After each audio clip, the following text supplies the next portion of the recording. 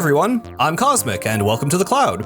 Over the past year, I've spent a lot of time talking about the stories of the Splatoon single-player campaigns. The characters, lore, and development of Splatoon's world are some of my favorite aspects of the series. But I also love these games for being games. Splatoon's single-player design is fantastic, and I have replayed each of these campaigns way too many times. In fact, I recently replayed all of them on stream, giving my detailed thoughts on stages, stories, and aesthetics. And because I've been thinking so much about these games, I decided why not write a script about every single part of them. Every level in the Splatoon series ranked in a giant list. That would be fun, right? Well, we're gonna find out. I actually made a video a while back covering my thoughts on the level design of each game, but for a number of reasons I'm not very happy with how I presented my ideas in that video. I think my analysis of Splatoon 1's design was pretty solid, but the video quickly devolves into more of an emotionally charged review, and I don't think I did a very good job of communicating the perspective I was coming from. So let's start this video off with some transparency. I am not a professional game designer. I am just a guy who likes playing games and watching YouTube videos that give me some insight into how they're made. Everything in this video will be coming from my perspective as someone who just really likes Splatoon and who likes thinking about what goes into creating these stages. I'm also someone who has played each of these games in order, so I may have a bias towards earlier games in the series if that's the first time a particular idea or mechanic was introduced. This list isn't meant to be definitive, I just wanted to make an indulgent ranking video because I'm a nerd with too much time on my hands, so don't take these placements too seriously. You're certainly free to disagree. On that note, I want to quickly cover some of my general thoughts on each campaign to give a bit of context for the placement of their levels. You can think of this as a mini review of the entire series before we get into the minutiae of every stage. Splatoon 1's Octo Valley laid the foundation for Splatoon single-player. It designed levels using what I'm going to call the A to B method. A to B levels require the player to get from the beginning of the stage to the end. They are linear obstacle courses that are structured around both movement and combat. Many of them introduce a brand new platforming mechanic or enemy, and develop that mechanic over the course of the stage. These levels can be fairly lengthy, as they might be one of only a couple times a mechanic appears in the entire game. Octo Valley is considered by many to be a good first attempt at a Splatoon campaign, but personally I would take it a step further. Splatoon 1's levels hold up surprisingly well in the creativity of their mechanics, the execution of many ideas, and the otherworldly Octarian aesthetic. There are a good number of Octo Valley stages that will rank very high on this list. Next is Octo Canyon, the story mode of Splatoon 2. This campaign drew heavily from the design of its predecessor, making up another 27 levels. I personally find that the quality of levels is much more variable here, with some genuine series highlights, but also some of the most infamous lows. Octo Canyon is often criticized for its relative lack of creativity, and there are certainly moments that would have me inclined to agree, but that shouldn't discount the many fantastic stages strewn throughout its 5 sectors, or the detailed decorations that adorn them. When it comes to my ranking, Octo Canyon levels will be found pretty much all over the place. Following that is Octo Expansion.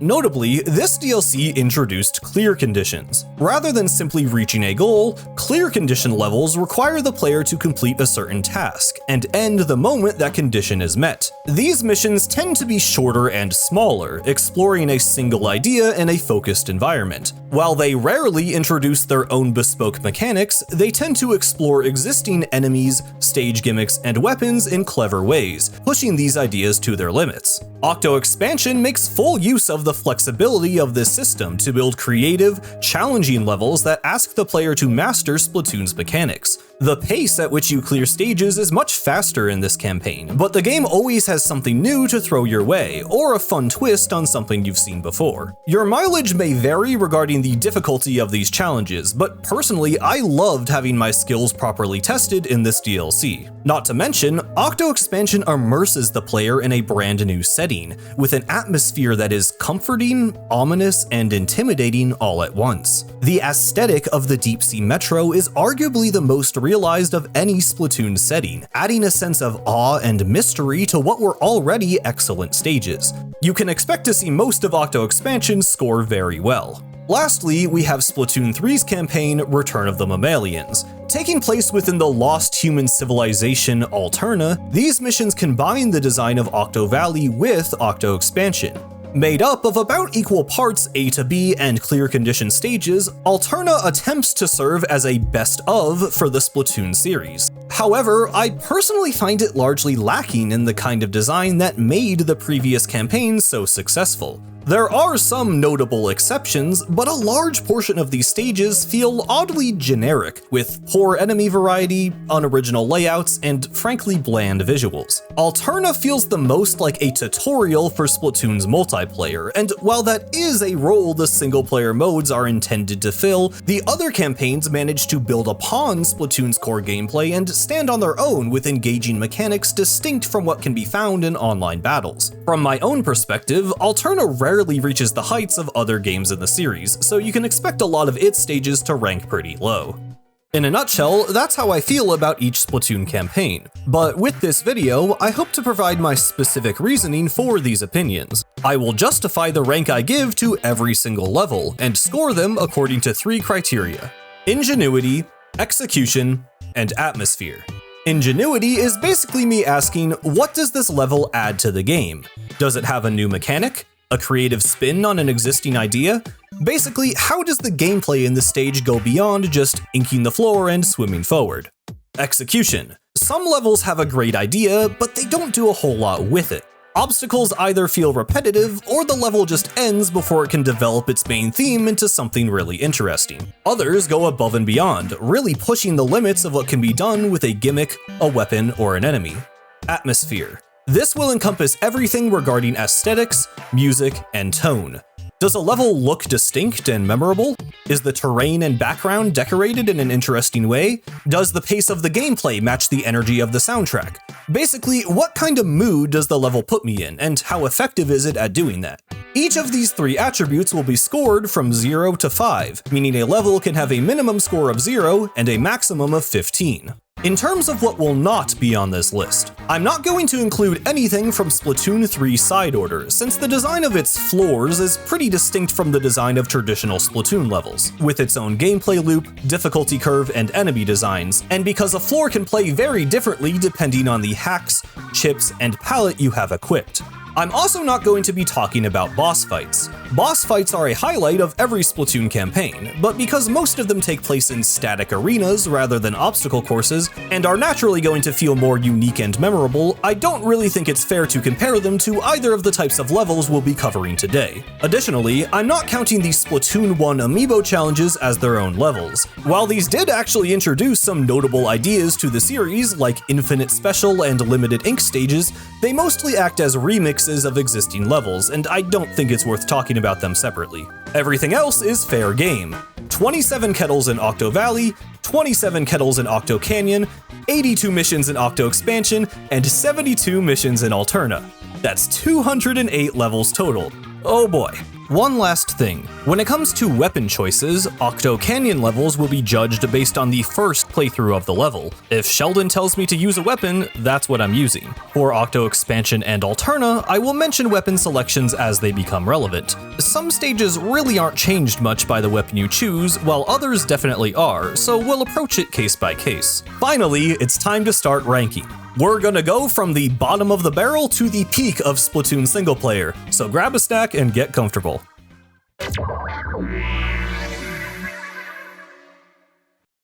The award for the worst single-player level in the entire Splatoon series goes to Alterna 301, Climbing the Corporate Splatter. To be completely honest, even this stage is fine. We're pretty lucky as Splatoon fans to not have any levels in the whole series that are entirely broken or buggy or completely unplayable. But man, there is nothing interesting going on here. I'm not gonna spend this much time on every single level, but since we're just starting out, allow me to explain why this one got the bottom spot. Ingenuity, 0. This level doesn't do much of anything. It's just a series of generic platforms filled with the most basic enemy type. Appearing in the third site of Alterna, there's really no excuse for this level to lack a theme entirely. Execution, 0. Typically, stages that are based around splatting enemies require you to actually do that. Here, combat is not necessary to make the launch pads appear, meaning you can literally just run past every enemy and ignore the entire challenge. Atmosphere, 0. Okay, this might require some explanation.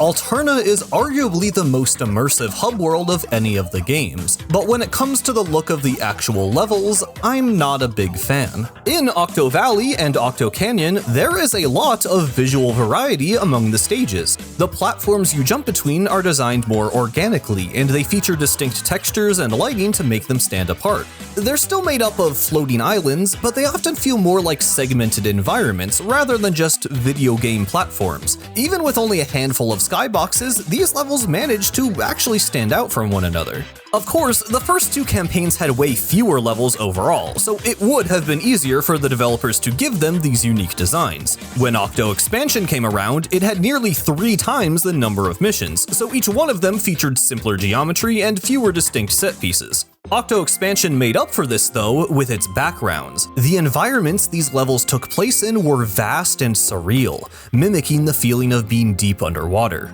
The giant floating objects in the background were a little abstract, but still fit within the expansion's themes of nostalgia and memory. Splatoon 3 attempts to follow a similar visual style, but in my opinion often falls short. Some levels do look fantastic in this campaign and use the context of Alterna to decorate the stage with human artifacts or a massive cityscape, but a surprising number of them just share this generic gray skybox and simple geometric platforms. The Splatoon 3 art book suggests that this background was meant to mimic brutalism, an architectural style defined by minimalist structures made of raw materials. But in practice, this just doesn't look all that interesting in my opinion. The concrete megastructure feels entirely disconnected from the actual terrain of the level, which itself features practically no decoration. So many stages in Alterna are made of nothing but concrete blocks and red fences. Even the backgrounds rarely feature unique assets, and all around there's just a noticeable lack of polish.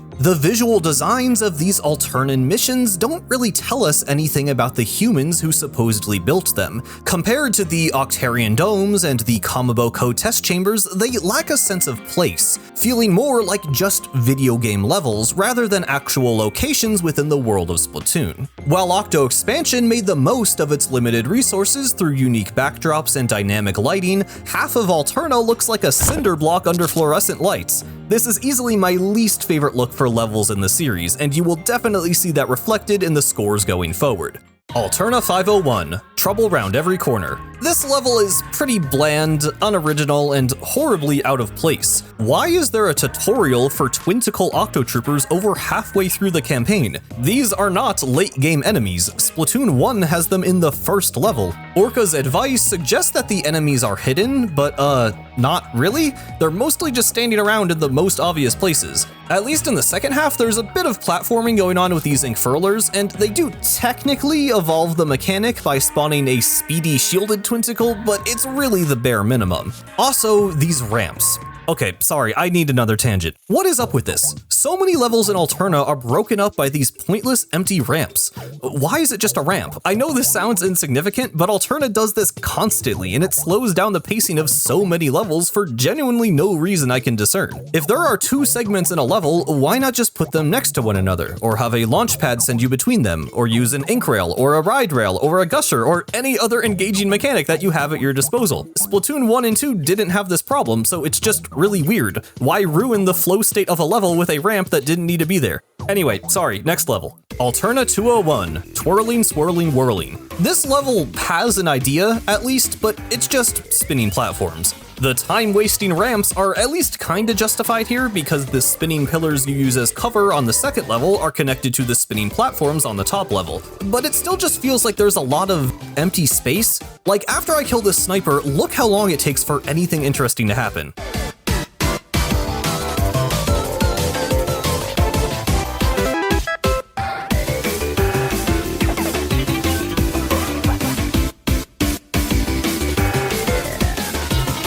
Wow, I had to jump. Gameplay. I guess the mechanic is evolved from spinning cover to spinning platforms, but it's literally just 3 jumps and it's over. Next, Alterna 101. Get to know Alterna, your only choice. This is the only stage that I genuinely think is pointless. It basically serves as a crash course for a bunch of mechanics from Splatoon 1 and 2, which would make sense as a way to help new players catch up so that they could enjoy all of Splatoon 3's new gimmicks. The problem is, Alterna doesn't have a lot of new gimmicks, meaning most of these mechanics just get reintroduced later on anyway. I think the developers just wanted a simple stage to introduce the Alterna mission structure, but this practically feels like a debug room where they just spawned in a bunch of assets. If anything, I feel like it might confuse new players with all of its disconnected ideas. The individual sections are alright, and the somewhat open-ended structure is a bit unique, so it's not the worst thing ever, but it could have been anything else.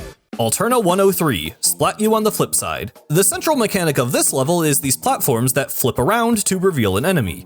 It's a thing, but in practice, this isn't a whole lot different from just spawning in the enemy normally. And considering every single enemy in the level is just an Octo Trooper, it gets old pretty fast. As it turns out, these two issues permeate throughout a lot of Alterna. An over-reliance on the core combat gameplay of Splatoon without any new kind of twist or evolution, and a lack of enemy variety, both in terms of new enemies introduced and the use of returning enemies. This is why I consider Alterna to be the most tutorial-like of all the games. Lots of these levels just have you fight Octo Troopers, which as a series veteran just isn't all that interesting. A core element of Splatoon gameplay is the movement, and I think the single-player design is at its best when it manages to marry combat with platforming. It's not just about difficulty, but about making the most out of the game's unique identity as a platformer shooter. There's one part of this stage where that happens, and it's easily the best section, but then it's back to point and click, leaving it with a score of 1. Alterna 202, Absorbency and You. For a stage based around using sponges, it barely uses them. Most of this level is spent shooting Octo Troopers, occasionally inking a sponge to get to a higher level. But for the most part, these basically just act as inkable walls, not really getting anything out of the gimmick. The second segment does have some actual platforming, but it's still mostly shooting Octo Troopers. And then it's a straight line where all you do is shoot Octo Troopers. Is this level poorly designed? Not necessarily, but it's carried entirely by Splatoon's core combat, doing nothing unique or interesting on its own. The only saving grace here is the ability to choose from a couple of different weapons, which helps to vary the combat a bit, but there isn't any real synergy between the weapons and the design of the level, holding it back at the top of F tier.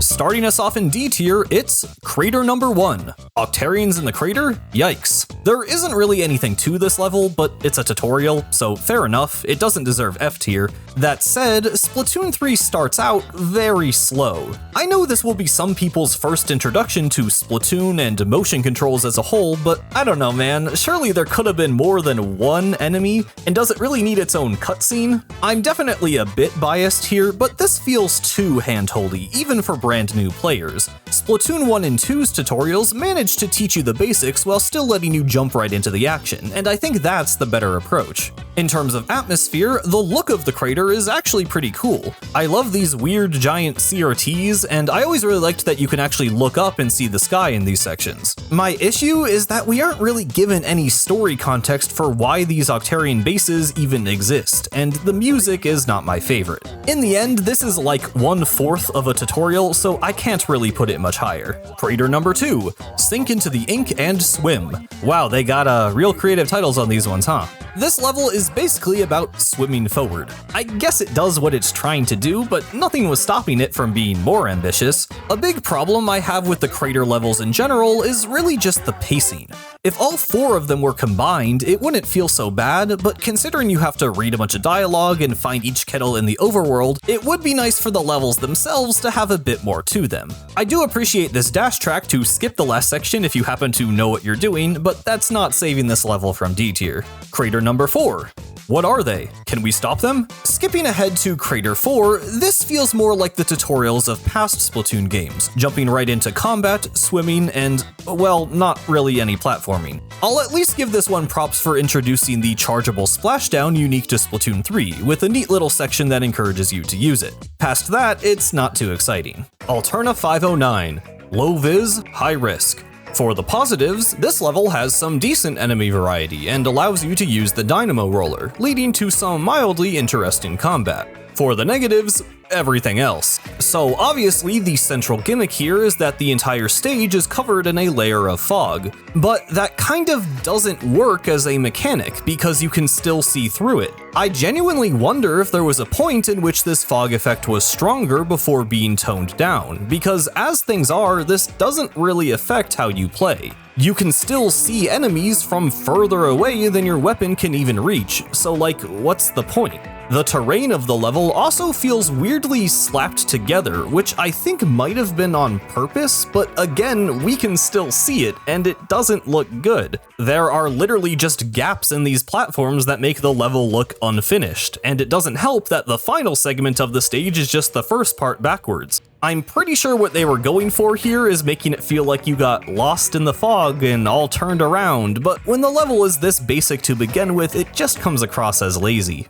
Deep Sea Metro B12, Brute Roll-Up Station. Finally, a level that isn't from Splatoon 3, and notably our first clear condition stage, the worst clear condition stage. It's a basic challenge about splatting enemies with flying Rollonium. In theory, this is a perfectly fine idea, but aiming Rollonium into the air is just super jank for some reason. It never feels like the Rollonium goes exactly where you want it to, and considering you need to lead your shots to hit moving targets, it just doesn't feel very good. Octo Canyon 22, Underground Expressway. Here lies the worst Octo Canyon level.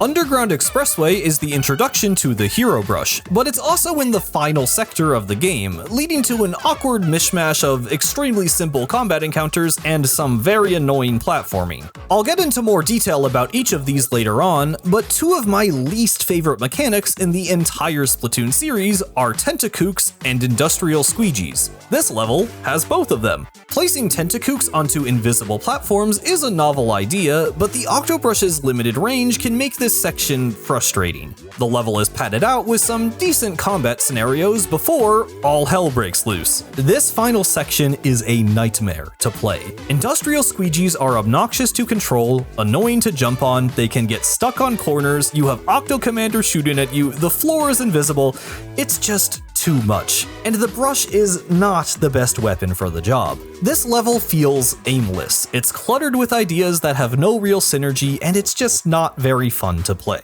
Alterna 108. What caused the Big Bang? You. This level is alright for something on Site 1, but it's really just a less interesting version of One Shot Station from Octo Expansion. It took what was a clever concept and just made it trivial. The stage actually looks pretty great, but there's like 2 seconds of gameplay here.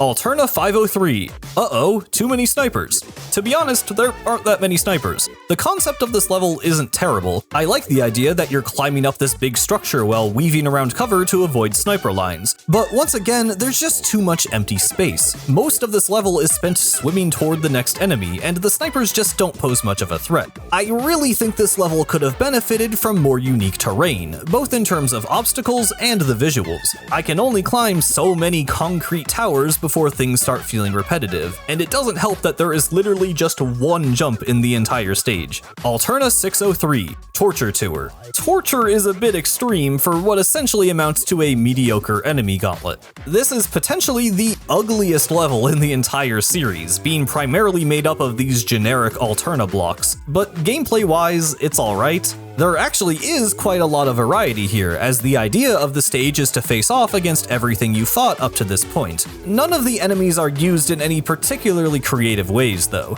The second half of the stage is better, actually testing your platforming and combat abilities with some unique terrain, but it's just too little too late.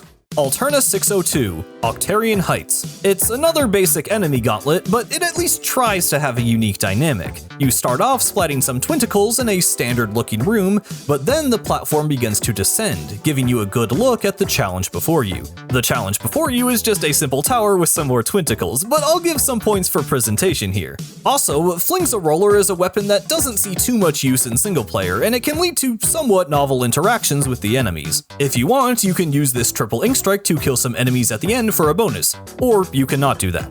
Up to you. Alterna 601, Bet you missed us.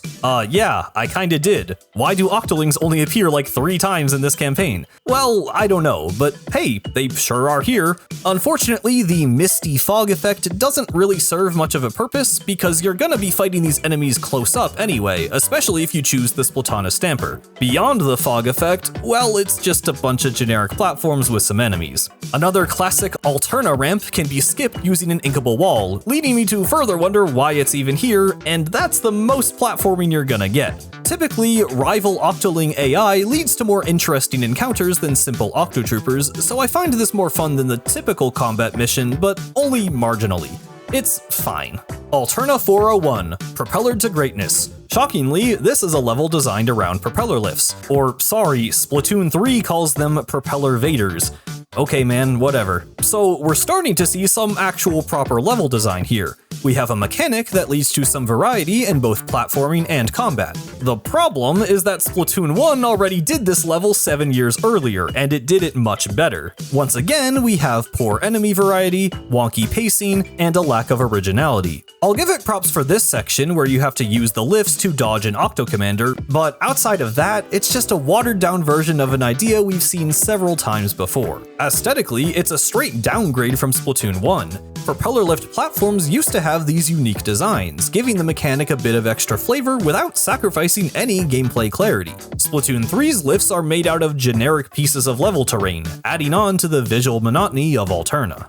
Alterna 403, let's put a pin in that. Here's another returning gimmick, Octoballers, and another instance of the series doing a better job the first time around. Credit where it's due, the balls have been updated a bit. They can now turn corners and spin in circles. Outside of that though, it's basically some copy-pasted design from Splatoon 2 with an uglier coat of paint. This final section gets a bit creative with the Octoballers falling from above onto a lower platform, but like many stages in Alterna, it ends right as it starts getting interesting. Alterna 508, Making Waves with Splashdowns. Of all of the specials to build an infinite special level around, Splashdown would not be my first choice. It's fun to use, sure, but it's not exactly versatile. In all fairness, this level does try to get about as much as it can out of the attack, but that's not saying a whole lot. It basically amounts to clicking the stick 19 times in a row. At least there are a few sections that encourage you to jump or get the timing right, and I guess the level is satisfying, but it's just kind of brainless and not all that fun to replay.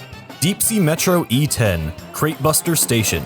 Definitely on the lower end of Octo Expansion stages. You basically just mash the trigger as fast as you can to quickly destroy a pyramid of crates. Playing with the charger is a bit more strategic as you have to line up angles to pierce as many crates as possible, but it's still just not all that interesting. The background looks nice though. Alterna 606, Keep It Rollin'. For some reason, this level is framed as a roller tutorial, which is kinda weird considering it's in Site 6 and there have been plenty of opportunities to use rollers before this. But the stage actually does have a theme beyond that. It's about combining the roller's vertical flicks with bounce pads, and it's pretty fun. Unfortunately, enemy variety is definitely still an issue with nearly all of them being Octotroopers, and the theme kinda disappears toward the end as the stage turns into yet another enemy gauntlet. It's kinda cool that you can flank around the side and kill them from behind, but that's all there is to it. Alterna 610, Mission Fly Fishin'. A stage built around the Inkjet and Ink Furlers. For the most part, it's a pretty solid Inkjet level, making use of the ability to duck with squid form and boost in the air, and featuring some combat with airborne enemies. The stage ends off with a final hurrah that combines the ideas of Ink Furlers and Inkjet combat.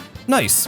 However, this stage has a problem. In Splatoon 2, the developers realized that the multiplayer version of Inkjet felt way too slow when placed in a single-player setting, so they gave it a speed boost in Octo Expansion, making it much more fluid and fun to control.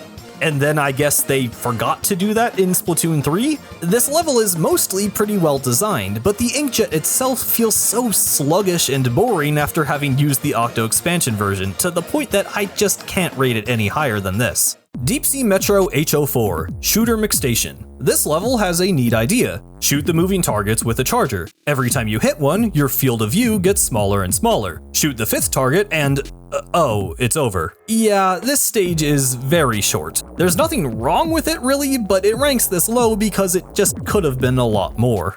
Deep Sea Metro F06, Duh-Oh Station. Compared to Alterna, Octo Expansion's enemy gauntlets tend to be more enjoyable because they actually have very solid variety and are typically much more difficult, making them a lot more engaging. However, this is definitely the worst of them. I do really like the presentation in this final section where the enemies are dropped out of a UFO, but it's ultimately just a bunch of enemy spam, and I'm not a fan of these basic arenas. The different weapon choices can help to make each playthrough feel different, but it's still a pretty weak showing overall. Deep Sea Metro A05, Fake Plastic Station, the first station of Octo Expansion. This one is difficult to rank, not only because it's a tutorial level, but because it's more of a story introduction than a gameplay one. As far as setting the tone of Octo Expansion and introducing the sanitized Octarians, it does a pretty great job, but other than that, it's pretty much a straight hallway with a handful of Octolings. I don't think it needed to be anything more than that to be an effective introduction, but I'd be hard-pressed to call this one of the best levels.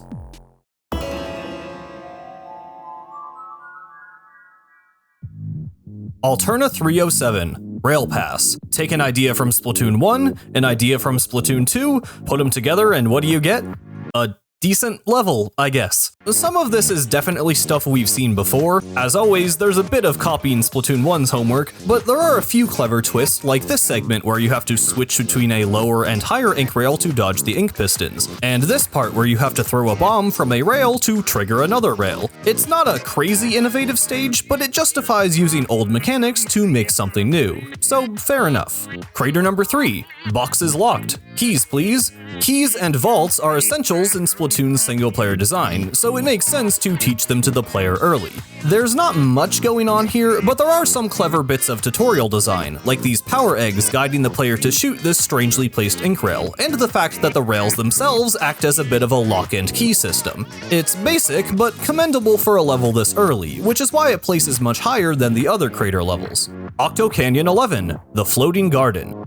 So, Tentacooks. I get the idea behind this enemy. It's meant to teach you how to predict and manipulate enemy movement, but in practice, they're just annoying. I've never found it very fun trying to hunt them down, especially with a short-ranged weapon like dualies. This level also feels kinda padded out by random Octotrooper combat between all of the Tentacook chasing. On paper, this final part is cool. You chase all the enemies into a corner and then rain down on them with missiles, but half the time this doesn't actually manage to kill all of them and you're left scrambling to finish them off anyway. This stage had potential, but in execution, I just do not enjoy it. Alterna 611, Don't Tease with the Keys. Tentacooks. Again, still don't like them. But honestly, give me a charger and it's not nearly as infuriating. Hitting flick shots in this stage can actually be kinda fun. I can also say that I'm actually fine with Alterna cutting out the fluff here. Just kill some Tentacooks, take their keys to the end, and that's it. This level also looks pretty nice by Alterna standards. Still lots of concrete blocks, but at least there's some color and some decent lighting. Alterna 306, Time Trial and Errors. It's basically aim training the level. It's alright. The time limit can definitely make things tense with some of the weapons, but it's so short that restarting really isn't a big deal. Octo Expansion has a number of levels like this that I think are just better. Alterna 402, Octohoppers don't have a sense of humor, and they hate puns. Octohoppers are one of the few brand new enemies to Splatoon 3, and, well, they're basically just Octotroopers with sloshers. The hopping movement makes them a bit more unique, but honestly, most of the time they're dead before they even get a chance to attack. The level itself places emphasis on verticality, including lots of vertical dash tracks to send you flying up, which is in line with the idea of hopping, I guess, but the execution here feels a little half-baked. Neither the platforming idea or the enemy are evolved very much beyond these basic interactions, and the ending feels abrupt. Alterna 104, Doors, Doors, Doors, and more doors. A fairly unique level about navigation and finding keys. It stands out from other levels with its slow pace and objective, and while it does use the ugly Alterna block aesthetic, it is kind of interesting that a lot of the level takes place indoors. It's nothing crazy, but I do like these more methodical styles of levels, and for how early it is in Alterna, I can sort of excuse its simplicity. You know what I can't excuse? Rocket 03, Alterna Space Center Lift. You might be surprised to see a stage from the ending sequence this low, but this is a case where the story context and presentation are doing all of the heavy lifting. Something really cool about all of the rocket levels is that they start and end with you traversing a physical part of the Alterna Space Center. Here we slip through a vent in squid form and land in a massive elevator shaft. This stage looks super distinct from anything else in the game, with some moody lighting and a lot of unique details to really sell the atmosphere. Unfortunately, the gameplay of this level sucks. It's just a long, slow, boring auto-scroller. The enemy variety is okay, but since the enemies fall down onto the lift from above, they barely even get a chance to exist before being killed, especially when you put them on grates. I kinda like that the level gives you a couple of Trizukas to use, but that just makes things even easier. This just doesn't feel appropriate for one of the final challenges in the game, and there's way too much time where literally nothing is happening. Look, even Marie agrees this part sucks. Alterna 105, Relic Restoration. This is the stage that has you paint a giant Moai statue. It's definitely memorable and kind of funny on a first playthrough, but I can't say that it's super fun. I appreciate it serving as a palate cleanser between more high-octane levels, but unlike other slow-paced levels in the series, this one is less methodical and more, well, kinda boring. It is neat to see the game's most basic mechanics used in a creative way, but it's just too simple to rank any higher. Alterna 208, switching things up. Similarly, this stage is slow-paced and pretty unique, but ultimately isn't all that interesting. You basically have to find and shoot a number of switches hidden around the stage to build a massive wall that leads to the goal. Personally, I think this would have been significantly more fun in an immersive environment, even something like a map from multiplayer. But when it's just about finding the gray cubes in a maze made of green cubes, I can't say that I'm all that invested. At least it's kind of satisfying to build the giant tower at the end, and this is the first time the game actually rewards you for using Squid Surge, but there's not much else here to talk about. Octo Canyon 7, Back Alley Cleanup. Now for the other thing I hate, industrial squeegees. The idea of a robotic platform that you can lead with your ink is pretty cool. The issue is that it always feels like the squeegee is fighting against you. A lot of this level is spent waiting for the squeegee to get where you need it, and when riding them, they're constantly turning the wrong way, trying to clean up every random splotch of ink. I feel like this level could have done a lot more with the regular size squeegees too. There are a few here and there, but only one that actually manages to serve as an obstacle. The level ends with a big horde of Octotroopers that serve as bait for the final squeegee, which I imagine is meant to make the player feel powerful, but it kinda just feels like you're sitting there while it plays the level for you. The stage isn't awful, and it does a decent job of evolving the idea, but the execution of the mechanic itself holds it back. Octo Canyon 19, the Experimentorium. True to its name, this level feels experimental. You are presented with 3 launch pads, each taking you to a different level segment and rewarding you with a key. I'll give it points for having a unique structure, but are any of these sections actually good? The first has some unique navigational challenges on these narrow curved platforms, which are fun, but maybe a little slow-paced for a level this long. The second has this weird grappling chain that's cool, but weirdly almost feels like something out of a level mod. Like, I don't know, just having the same object copy-pasted over Void doesn't feel very official to me. It looks a little unfinished. For the third section, they remembered that this is supposed to be a blaster tutorial, so they throw in some shielded Octotroopers and balloons to teach you about AoE. There's a bit of a through line with more splat switches that trigger some moving platforms, and these enemies do synergize well with the Hero Blaster, but altogether, a lot of this level just feels random. And if that wasn't enough, obtaining the 3 keys takes us to a 4th section, featuring, oh no. This is a chaotic mess of industrial squeegees and enemies that constantly spawn to ensure you will not have a good time controlling them. I hope you like that beeping sound because you're gonna be hearing it a lot. It doesn't take that long to get through here if you know what you're doing and you don't care about the collectibles, but I dread this level every time I think about Octo Canyon, and this section is why. All in all, this level does stand out, but maybe for the wrong reasons. It feels like they scrapped together some ideas off the cutting room floor, and the result has no real sense of progression. It's long, unfocused, and I am done talking about it. Deep Sea Metro JO2, Match Master Station. It's like Matchmaker Station, which we'll get to later, but bigger and longer and worse. The challenge is presented as shooting away the crates until the sculpture on the right matches the one on the left. But here, the correct crates are marked for you, resulting in the stage feeling less like a test of visual awareness and more one of patience. It's definitely unique, but especially on replays, it's just kind of tedious. With Squeezer, that is. With the Rapid Blaster Pro, it's a nightmare. The weapon's AoE damage radius means you have to precisely hit the edges of crates and hit them in the right order, as you will inevitably end up doing some damage to incorrect targets. This is genuinely one of the hardest Octo Expansion stages to 100% because of this, and personally, I don't know if that's a good thing. I would probably enjoy a shorter version of this challenge, but as it is, I don't find myself having a great time. Again, it's unique and it's difficult, but I just don't find it very fun. Alterna 102. Octopods at rest tend to flip out.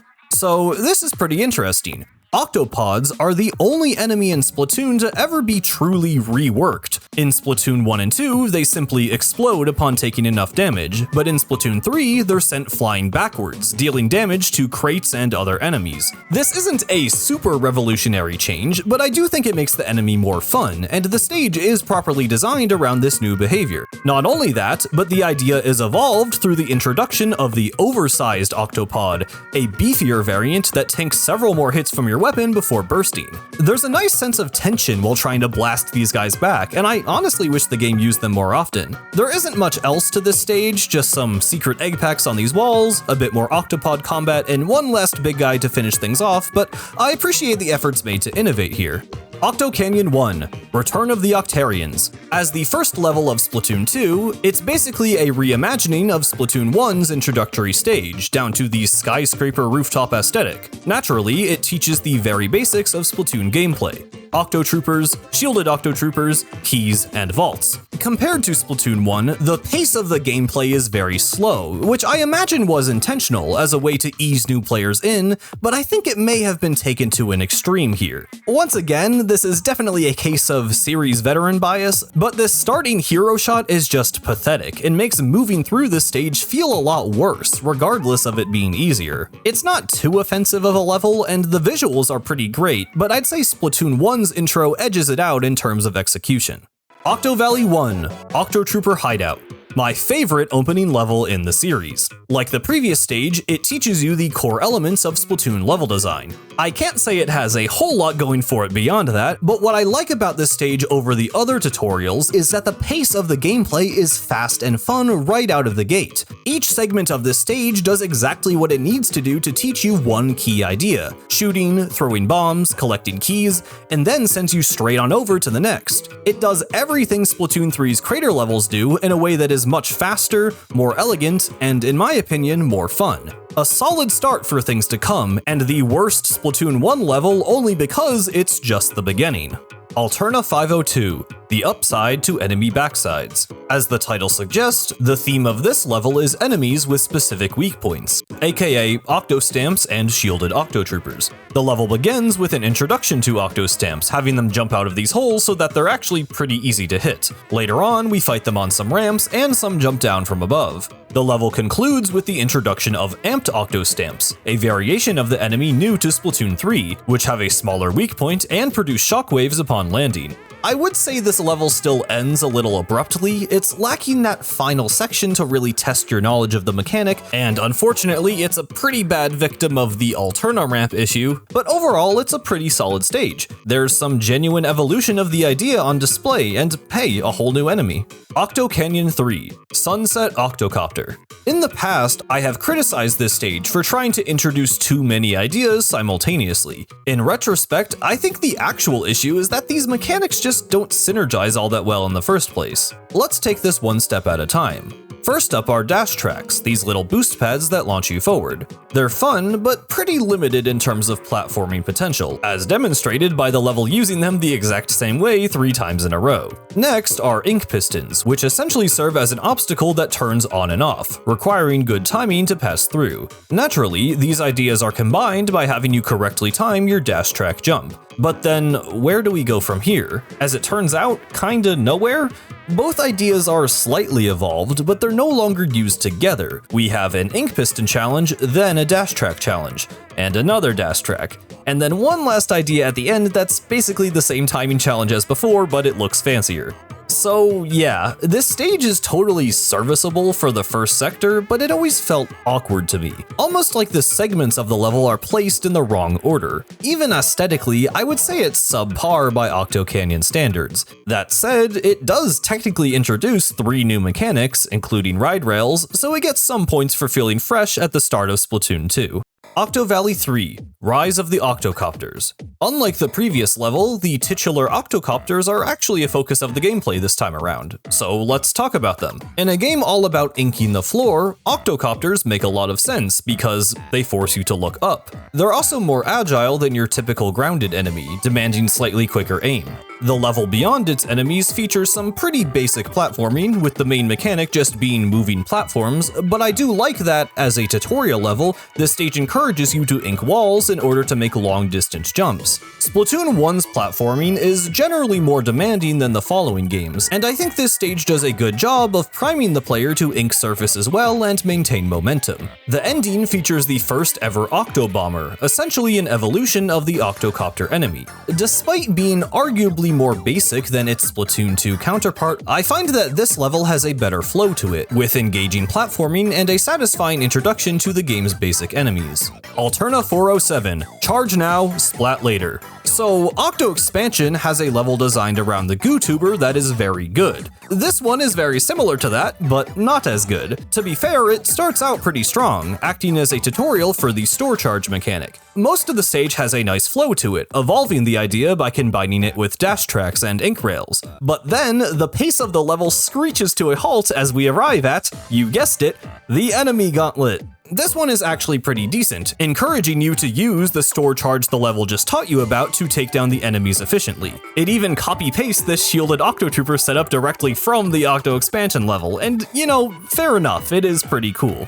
Octo Valley 8 – Octoling Invasion. I had a lot of trouble trying to place the Octoling levels, because technically speaking, these add almost nothing to the game. It's very likely that the developers decided to have these stages take place on multiplayer maps, mostly to save on resources. Of course, some work still went into them. They have custom evening skyboxes with different baked lighting, and they're still fleshed out with a number of crates and item pickups to make them feel like proper levels. But realistically, this is a pretty basic case of reused assets. That said, being the Splatoon lore fan that I am, I think these stages are pretty cool. Having some missions take place in Inkopolis poses the Octarians as a much greater threat, as it shows that they can and will invade our turf the same way we invade theirs. Fighting against the Octoling AI, while very easy, is pretty fun, and these levels have a really distinct atmosphere that I honestly think is enhanced by them taking place in these already fleshed out environments. So I think this score makes sense. Low ingenuity, but great atmosphere, and they only get better from here.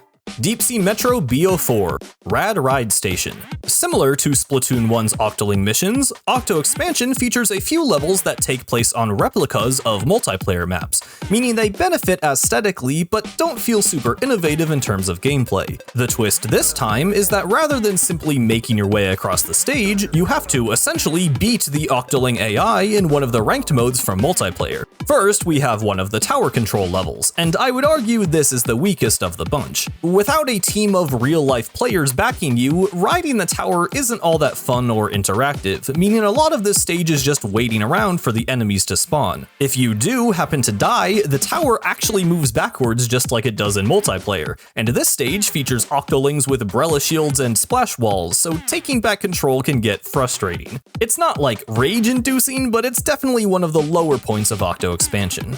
Alterna 505 – A Compulsive Collector's Paradise, or as I like to call it, the Pac-Man level. I honestly think this was a super clever way to bring back the Flutter Maze levels from Splatoon 1 while also making them feel like something new. The goal here is to run around and collect every power egg, an objective entirely unique to this one stage. The weapon choices, being Ink Brush or E-Liter, feel like two genuinely distinct styles you can use to approach this stage, which is always a big plus. It's really just the level's short length and mediocre visuals that hold it down. Alterna 411 – Stamp 'em Out. This is basically just a Splatana Stamper power trip. The gimmick, as it were, is pretty much just these doors that open to reveal an enemy, but combined with the Splatana's lunge attack, this actually makes for some fun interactions. The main issue here is definitely still enemy variety. There's probably 10 too many Octo Troopers, but Stamper on its own is just a fun weapon, and it carries the stage from being too boring. And would you look at that? The third and final appearance of fuzzy Octolings outside of After Alterna. I really do not understand when they decide to have or not have Octolings in Splatoon 3, but alright. Alterna 504. Barriers, they've got you covered. This level is themed around another unique enemy, the Octo Disco. It's essentially the big bubbler special from multiplayer with an Octo Ball serving as the weak point. I can't say I love fighting these, as it's basically just a shield that forces you to stand there shooting at it while it tanks a ton of damage. Alternatively, you can just run in close and splat the enemy inside, which I guess is more fun, but I kinda feel like I'm just ignoring the mechanic at that point. Logically, this idea is evolved by placing different enemies inside the barriers. I have to say, amped Octo Stamps are an odd choice, seeing as they jump out of the barrier themselves. In fact, the barrier isn't really an issue at all. For some reason, it's just weirdly jank trying to hit the weak point on the actual enemy. After that though, funnily enough, I think this becomes a better propeller lift level than the propeller lift level we looked at earlier. The platforming here is pretty engaging and works well with the Tri-Stringer's arc shots. The stage ends with some propeller platforming and a Trizuka to take out the last of the barriers. For Alterna, this is a pretty long stage with some decent progression and some fun interactions. There are a few rough parts here and there, and the stage is ugly as hell, but overall, solid. Deep Sea Metro E08, Da Bomb Station. The first stage in this video to not give you a main weapon, and as Octo Expansion often proves, limits can breed creativity. This level is about precise throws with splat bombs. We start by breaking crates, fighting some enemies, and using an ink rail to take cover. Then we avoid enemy fire while throwing bombs from a rail. That checks out. And lastly, some more difficult combat against flying Octo Troopers and an Octoling, whose AI apparently broke while I was recording this level. Aesthetically, it's not a standout within Octo Expansion, but there are some floating N64 consoles and cartridges littered around the stage. We can even see what seems to be a parody Legend of Zelda game, which is pretty cool, so I'll give it some points there. Deep Sea Metro J05, Stick and Move Station. This stage has a pretty solid idea. You shoot these ink switches in order to move the obstacles ahead of you. At first, it's about rotating these ink sticks away from the path. Then it's about sliding them apart so you can grind rail your way through. However, I would say this is a rare case of Octo Expansion fumbling the execution. This second section looks a lot more complicated than it really is. You can honestly just ignore most of the ink switches and treat this like a standard ride rail mission. And the ending section is flawed. The level thus far has primed you to shoot the ink switch at the start to see how it alters the stage. But here, that's the last thing you want to do, as it will only make the level harder. It's much easier to skip the first two switches entirely and just move the ink sticks little by little as you approach them. Playing the stage this way is fun, but it's a strange instance where I'm genuinely not sure what the developer intended method is. As far as I can tell, these first two switches are just there to troll you, which doesn't feel like very good design. Alterna 510, Shooter on Rails. This one puts a slight spin on the typical rail shooting level by having you shoot tiny splat switches rather than crates or balloons. These switches are placed such that the Tri-Stringer can hit them all in one shot, or you can try using the Bamboozler, by which I mean cheating with Burst Bomb. Nothing too special, but pretty fun and fairly unique visually. Octo Valley 14, Octoling Assault. Splatoon 1's second Octoling stage. Like I said before, these stages have a really unique atmosphere, but not a whole lot of new ideas mechanically. And since these are multiplayer maps, they aren't exactly designed around typical single-player progression. The game suggests you take a certain path by lining it with power eggs and checkpoints, but if you want, you can pretty much run right past it. So I've ranked these stages based on how well the map works as a single-player level.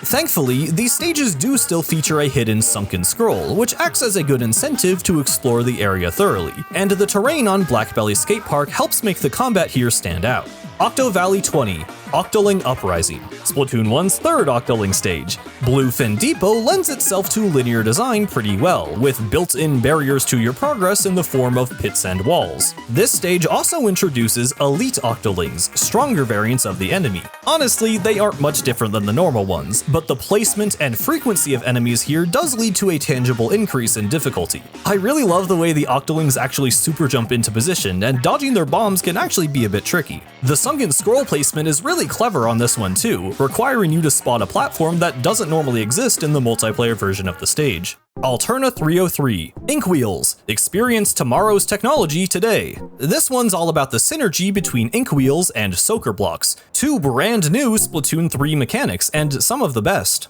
Soaker Blocks especially are a great addition to Splatoon platforming. They're pretty much just those expandable blocks from Super Mario 3D World in Splatoon. Shooting the base block causes a trail of blocks to expand outwards, which are used as cover, climbable walls, and all sorts of things. I especially like this little puzzle where inking the base block with your main weapon only spawns a couple of blocks, while dropping a bomb spawns enough to let you reach this bonus egg pack. Inkwheels aren't as impressive as they're pretty much just automated curling bombs, but they work well as an extension of the Soaker Block idea and a new way to take out enemies. The ending section is this fun zigzagging path of Inkwheels that spawn Soaker Block cover to protect you from some Octo Snipers. I do think we see better uses of these mechanics later on, but on its own a solid stage for sure, mostly just lacking in atmosphere. Octo Canyon 2. Welcome to Octopia. Considering it's only the second level in this campaign, this stage serves as a pretty solid exploration of sponges. Rather than jumping right into platforming, as we'll see in Splatoon 1's sponge stage later on, this one highlights their ability to serve as cover in combat. It then takes some time to demonstrate the uses of balloonfish and how to swim through grates,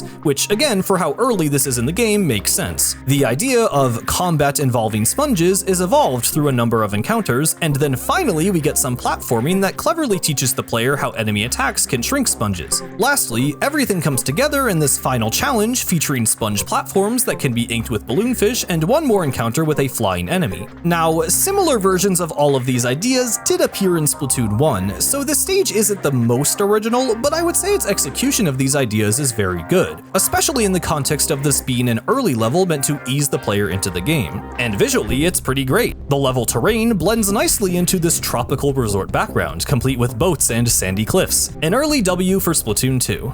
Deep Sea Metro EO9. Squeegee Funk Station. I think I've made it clear that I do not love industrial squeegees, but this is my favorite use of them yet. The level being made up of narrow passageways combined with the Rapid Blaster as a weapon makes them pretty easy to control. Opening gates that allow the squeegee to progress is a clever idea, and there's generally a similar level of synergy between other gimmicks in the stage. Hitting over walls with the blaster, timing your jumps off the squeegee onto bounce pads, barely slipping under ink sticks, and bouncing onto a ride rail. There are still a few instances of squeegee jank, but the design is so much tighter than Octo Canyon's take on the mechanic, so these issues aren't nearly as noticeable. This stage also has a notable alternate weapon of just Burst Bomb. If you want, you can forego a main weapon entirely and hit switches, splat enemies, and lead the squeegee with bombs alone, making for a much trickier time through the stage. Alterna 406, Those Aren't Birds. A bit of a unique take on the typical crate-breaking mission, this stage launches the crates at you and forces you to shoot them before they bounce away. The crates come in waves that increase in number or durability. It's a simple idea, but pretty well executed, and I find it really funny that this crate at the end doesn't quite clear the fence and basically trolls the player if you aren't ready for it.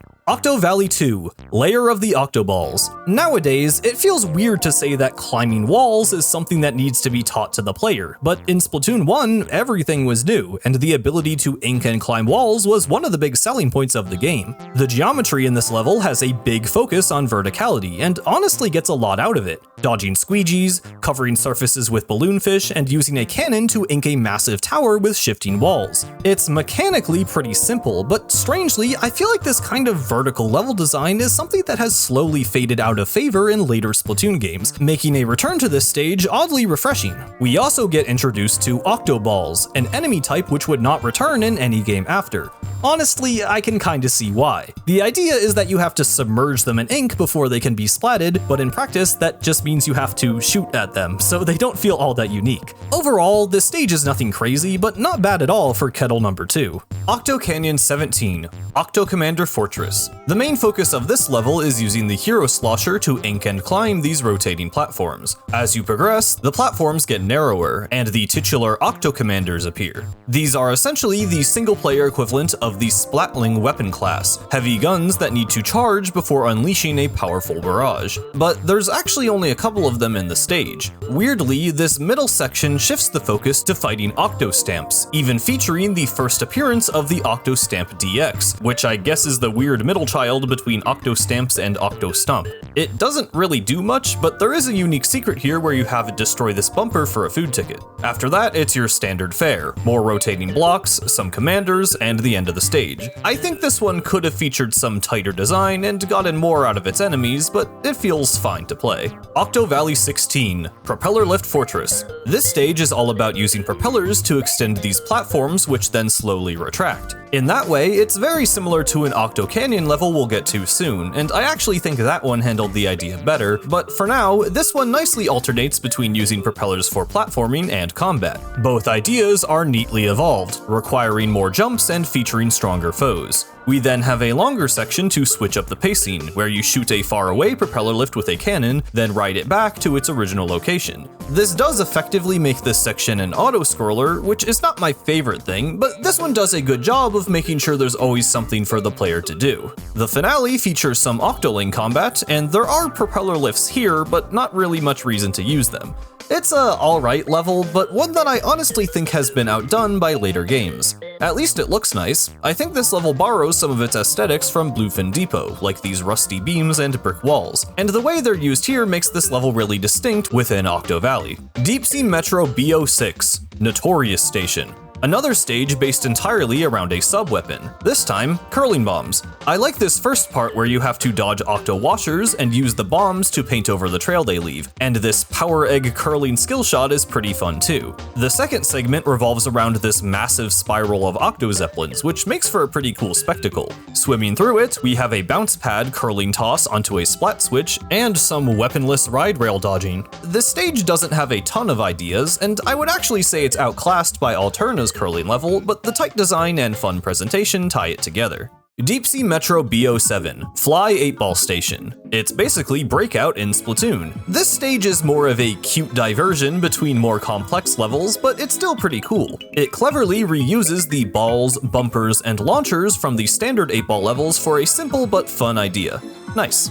Deep Sea Metro EO6, Swass 8-Ball Station. In a similar vein, this stage repurposes the 8-ball mechanic to design a minigame. Here, you have to shoot the balls with an ink cannon into these holes and attempt to get 3 in a row. You can actually kind of cheese this one by shooting the ball out of a hole before it gets counted, which I assume the devs were aware of and just left it in to make the stage a bit less frustrating. Once again, this is more of a palette cleanser between proper stages, and I do think it's good to have levels like these, but at the end of the day, I'm mostly here for the main attraction. Deep Sea Metro F07, Matchmaker Station. Likely the first crate sculpting mission you will encounter, where the goal is to carve out the shape on the left from the boxes on the right. Shoot an incorrect crate, and you blow up. As I mentioned earlier, I definitely prefer this over something like Match Master because it actually forces you to compare the two sculptures, and it doesn't take an absurd amount of time to finish the job. It's still not my favorite type of mission, but it's something different, and I definitely appreciate it more in Octo Expansion where it was entirely new.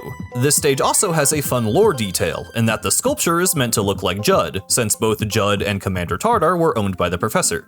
Neat. Deep Sea Metro F09, Bring It Station. Another of the ranked mode stages. This time around, it's Rainmaker on Manta Maria. You might think this stage would work pretty well, as there are lots of obstacles built into the map itself, but as it turns out, the Octolings don't really do much to stop you from running right to the end. A couple of jumps, one sprinkler, and one splash wall is pretty much all that stands in your way. Fighting enemies with the Rainmaker is pretty novel, and there are effectively multiple routes you could take the objective, but again, there isn't much preventing you from just taking the shortest one. It isn't annoying like Snapper Tower Control, but it is a bit underwhelming.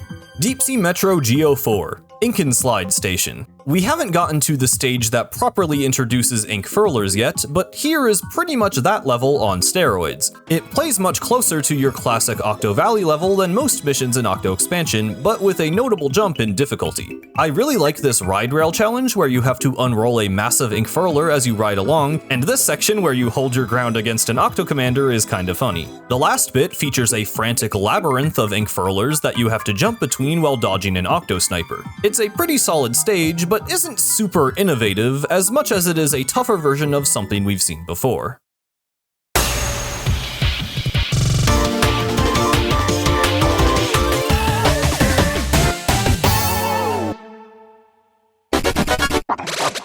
Welcome to B tier. Here's where we start to get into levels that are good, but just don't stand out all that much compared to the best. We begin with Octo Canyon 24, Transfer Junction. As a late game stage, this one presents some tricky platforming, but there isn't a super notable central mechanic beyond moving blocks, though the blocks move pretty fast and pretty weird, requiring you to really get a sense of where you're going and look before you leap.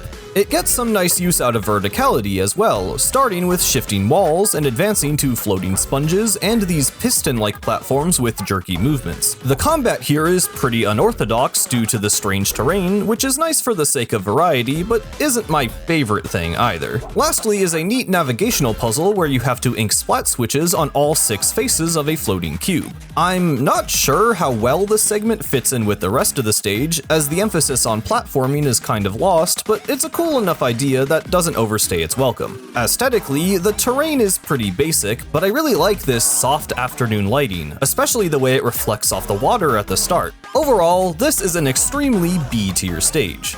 Octo Canyon 27, Octoling Workout. Just like in Splatoon 1, Octo Canyon features 4 levels based on multiplayer stages and filled with Octolings. Unlike Splatoon 1 though, you can't just run straight through the stage to the end. Rather than collecting one Zapfish, there are 8 mini Zapfish scattered throughout the stage, making it so that you actually have to explore the different nooks and crannies of each map. In general, I would say this is a good change. It makes these feel a lot more like actual levels and allows the developers to place enemies and obstacles more thoughtfully. Another change that puts this above most of Splatoon 1's Octoling stages is the ability to choose from any of your current hero weapons. This adds a nice degree of player choice in how you want to tackle Octoling combat and can make the 4 of these stages more distinct. At the same time, the switch to 8 objectives can make these missions drag on. The Zapfish are pretty easy to spot, but the way they're placed requires more zigzagging across the stage rather than a straight shot. Not to mention, these stages now have both a sunken scroll and a hidden sardinium, adding even more time spent inking every corner. The song, Octoling Rendezvous, is really good, but loops quickly, likely because it was composed with the shorter Splatoon 1 missions in mind. Taking all that into consideration, I would honestly say the atmosphere is a downgrade from Octo Valley. Speaking of atmosphere, I never understood why the final Octoling mission takes place here. Muscle Forge Fitness honestly feels like the least climactic of the 4 stages, and the least fitting for single-player content, which is why it's at the bottom of Octo Canyon's roster. Deep Sea Metro HO3, Sweet Ride Station. Tower control on Starfish main stage. In my opinion, this map works so much better as a single-player challenge than Snapper Canal. The inkable walls and paths provide way more options if you need to reposition and reclaim the tower. The sprinklers placed along the path give you something to shoot at while you wait for the tower to move. And while a lot of the mission does still have you waiting around for Octolings to spawn, the frequency of enemies feels much better this time around. Right at the very end, an enemy Octoling will actually try to splash down on the tower, which serves as a sort of skill check, since more casual players might panic and jump off the tower, while more experienced players will know that they can just hide behind the little pole and be perfectly safe. Still not an enthralling level, but this one is solid enough. Alterna 405, Amusing a Bemused Muse. Not gonna spend too much time on this one. It's literally just Matchmaker Station, but now you have a Zipcaster to conveniently reposition yourself. The weapon choices are sorta notable, but again, 2 of them are the same as Octo Expansion. This one isn't impressing anyone when it comes to creativity, but it is basically just a better execution of the Octo Expansion idea. Also, the sculpture this time is Orca, to which Orca reacts with an ellipsis. This is the most characterization we ever get for Orca. Moving on. Alterna 612. Enter the Stamp Gauntlet. Octoballers and Ultra Stamp is not a combination I would have seen coming, but it actually works really well to make a fun timed challenge. I really like that the pattern of enemies actually pushes you to use the rush mode, jump attack, and the throw on the Ultra Stamp. You can also choose to disable the infinite special, meaning on top of everything else, you'll have to go around manually collecting special cans as you play, which is a pretty neat extra challenge. Oddly though, this is a rare instance where the music choice tanks the atmosphere score. This is a tense timed challenge about smashing things with a hammer, and we have chill puzzle music? Not sure what happened there. Octo Valley 22, Splat Switch Revolution. The premiere of Splat Switches, an intuitive and versatile mechanic. Cover a certain area in ink and something happens. In this case, that something is activating a moving platform. The platforming in this stage is pretty great, requiring you to navigate to a certain vantage point, ink a switch, see how the level transforms, and then make your way through. I especially like these platforms that rotate, connecting separate pieces of the level together and bringing enemies into your line of fire. Unfortunately, that's kind of it for the main mechanic. Octo Valley is normally very good at getting the most out of each gimmick, but half of this stage is made up of combat encounters instead. Notably, this combat still feels in line with the level theme, having the arenas shift around in the middle of each fight, but it ends up leaving the switch idea feeling underdeveloped. I do really love this last part where the floor raises up from under you to reveal hidden flutters, but I almost wish this segment belonged to a different stage. Not a bad level at all, just one I wish would have committed a bit more to its mechanic. Alterna 412, the path to perfect penmanship. Well, that's not exactly what I meant, but sure. This level has you racing over tiny splat switches with a brush. Mechanically, it's pretty much just a simpler version of Octo Expansion's crate-breaking missions, which we'll get to later, but this one comes with a cute detail. The whole time you were running around, you were actually connecting the dots to draw a picture of Small Fry. It's a fun little reveal for the end of the stage, and enough to make it memorable. Alterna 512, you'll go far if you shoot far. This stage has a unique set of weapon choices, being Explosher, Ballpoint Splatling, and Dynamo Roller. And lo and behold, the level actually takes advantage of their unique properties. My favorite idea here is definitely the splat switch that you have to hit over a wall. Each of these weapons are known for their ability to hit fall-off shots, and it's actually really cool for the single player to teach you about this. The rest of the stage is mostly focused on combat, unfortunately mostly against Octo Troopers, but it does take advantage of your weapon's long range for some semi-unique encounters. There is another splat switch to help tie these ideas together, and the terrain is pretty fun to play around with lots of verticality. Speaking of this part actually, it really reminds me of Moray Towers, and I can't tell if that was on purpose.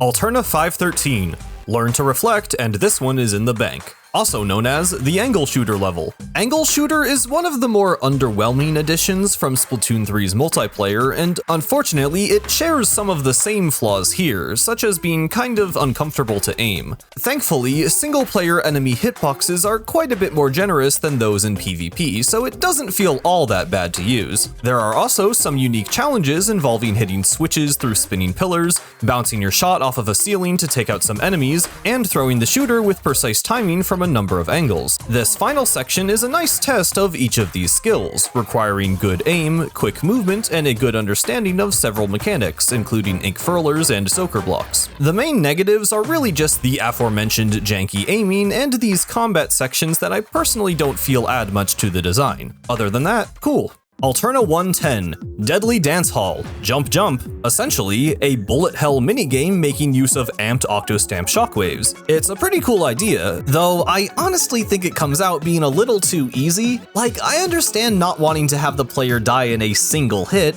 but because you automatically heal over time, you can tank a significant number of shockwaves and still come out on the other side, which I feel kinda undermines the level's concept. I sorta wish this appeared later in the game so that the developers might have been been more willing to up the difficulty, because I feel like that just makes more sense with this type of challenge. Alternatively, you could just play Deep Sea Metro CO4, Move It Station. Yeah, in my opinion, Octo Expansion did it better. Rather than shockwaves, this stage has you dodging bouncing ink shots from Octo Troopers, and later on, the sight of an Octo Sniper. While Splatoon 3's stage required you to survive for a full minute, here you only need to last 30 seconds, with the catch being, you do die in one hit. I'm sure this is a case where some people would prefer one stage over the other, but for me, what makes these kind of bullet hell dodging sections fun is the tension that comes from trying to avoid every single shot. Regardless, I think both of these levels deserve credit for taking Splatoon's basic moving and jumping controls and forming engaging challenges out of them. They're both pretty short and sweet and don't push the idea too far, so they aren't getting any higher than this, but they certainly aren't bad.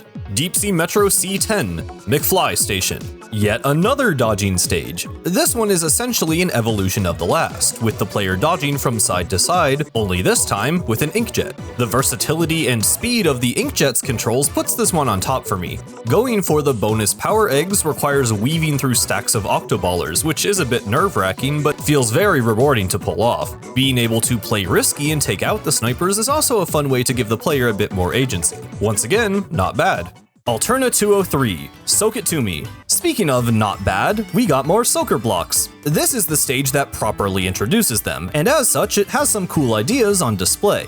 We start out with a simple tutorial of the mechanic and how it interacts with enemy ink. Then we see how the blocks can be used as cover, and how Small Fry can extend the blocks to help you reach distant areas. Finally, we get into some proper platforming, with chains of soaker block paths going left and right. Lastly, a fight against an Octo Sniper and a massive wall that needs to be shrunk down and regrown in your own color, complete with a secret on the back. Unfortunately, this level is plagued by some common Alterna-isms. Poor enemy variety, long empty ramps, and bare bones visuals, but mechanically it's pretty solid and even gets some use out of Small Fry, so I think it deserves this spot. Alterna 404, Splash the Block Party. Speaking of weird stuff Alterna does, a lot of stages in Splatoon 3 feel like they end too early, only for the same mechanic to appear later on in another short level. I honestly think 203 and 404 could have just been a single stage, evolving the mechanic from start to finish. So I'm just gonna rank them right next to one another, with this one placing higher for a number of reasons. First,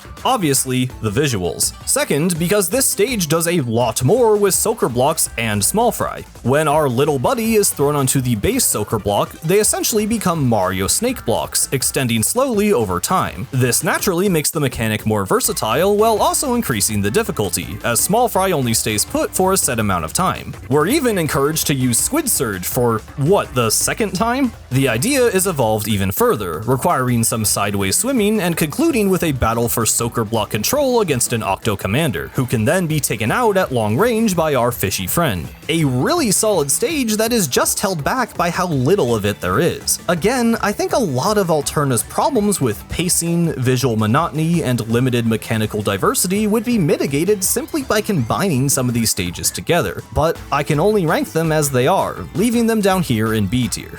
Octo Valley 7, Spreader Splatfest. Up until this point, platforms have been your friend, while enemies have been your, well, enemy. But in this level, there are platforms that spread enemy ink. They're introduced sliding across the floor, forcing you to either swim quickly or ride across the spreaders themselves. Next, the idea becomes vertical, asking you to speedily navigate walls. The rest of the level features these spreader conveyor belts, where they can travel in a loop around the level terrain. This is used to hide a few secrets, including the sunken scroll, as well as evolving the ideas from before. A respectable introductory stage for sure, but we'll see this idea again later on, where I think it's pushed in a few more interesting ways.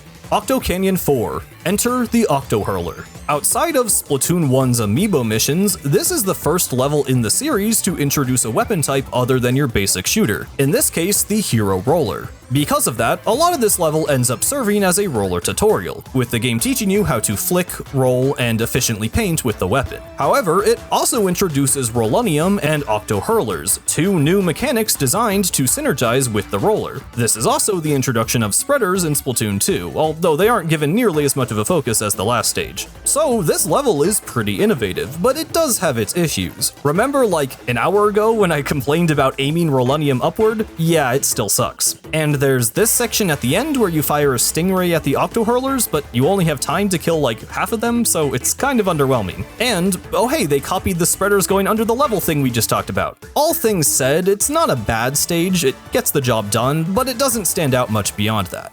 Octo Canyon 26, Paradise Lanes. This stage combines these spinning platforms from Octo Commander Fortress with Octoballers. It's also another roller level. These three things together make for a pretty solid stage about platforming while dodging balls. The first notable section is toward the middle, where we encounter these stacks of Octoballers which can be taken out using gushers. Then, in the final segment, these spinning platforms are swapped out for blocks powered by ink switches, which are used to push the massive Kingpin Octoballers off the map. This is a fun idea and a logical end to the stage, but I feel like it should have been combined somehow with these spinning platforms from the beginning. Instead, we just get a few of these push blocks and it's over. Still a good stage and about the right level of difficulty for this point in the game, but it just feels like it's missing that extra something to put it above. Deep Sea Metro J07, Outrageous Station. This stage has 3 weapon choices, but really feels built with the Slosher or Clash Blaster in mind, what with these vertical stacks of crates, shielded Octotroopers, and Octocopters. It's still mostly your standard fare, but the provided weapons, terrain, and enemies together make for something that feels much more intentionally designed. This synergy is what elevates Octo Expansion's combat missions above the others. And this last section is what really sells it. The player is tasked with weaving back and forth up this tower, with each floor presenting a cool interaction that requires you to act quickly. I think this is where the Brello weapon choice comes into play, serving as an easier tool to use against these ranged foes, while with the Slosher and Blaster you have to be ready to act immediately. Even the top of the tower, which just has a few shielded troopers, features geometry that allows you to take advantage of your weapon's strengths. If you're going to do a combat mission, do it like this, with unique terrain and fun encounters that synergize with a certain selection of weapons.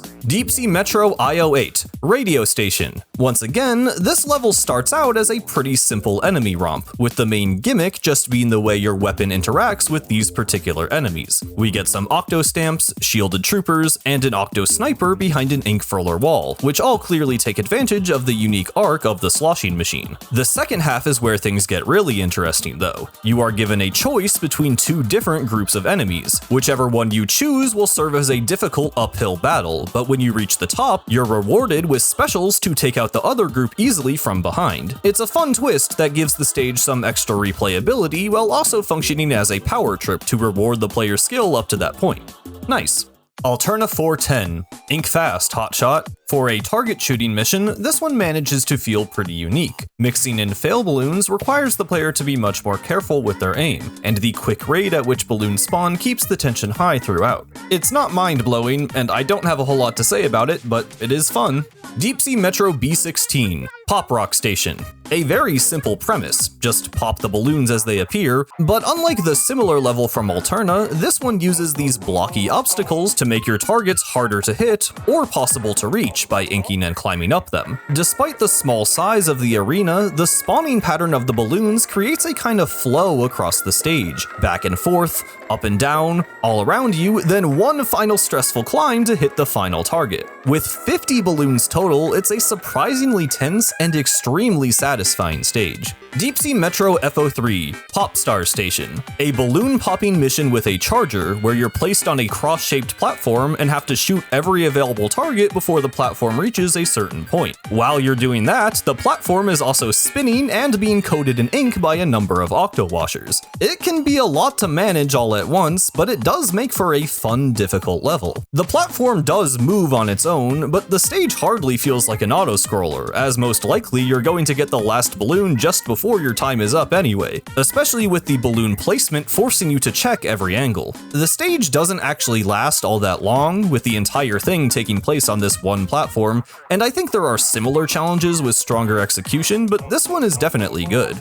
Deep Sea Metro DO4, Mad Prop Station. Now this is a unique propeller lift level. Similar to Popstar Station, Mad Props has you multitasking between aiming your charger and staying on the right side of a spinning platform. This time, however, the platform spins vertically, and you're the one in charge of moving it forward by shooting a propeller. The idea is evolved by having you drop down onto another propeller lift in order to reach some long-range splat switches and pull yourself forward with a grappling. The final chunk is an extended propeller lift ride that takes you forward, up, and around with enemies and balloons to shoot along the way, lined up so that you can pierce them with the charger. Last is a battle with a sniper and one last grappling to take you home. Compared to the previous stage, this one gets more out of the charger weapon class and the gimmicks that come with it, and because the player has more agency when it comes to the pace of the stage, I personally find it more enjoyable.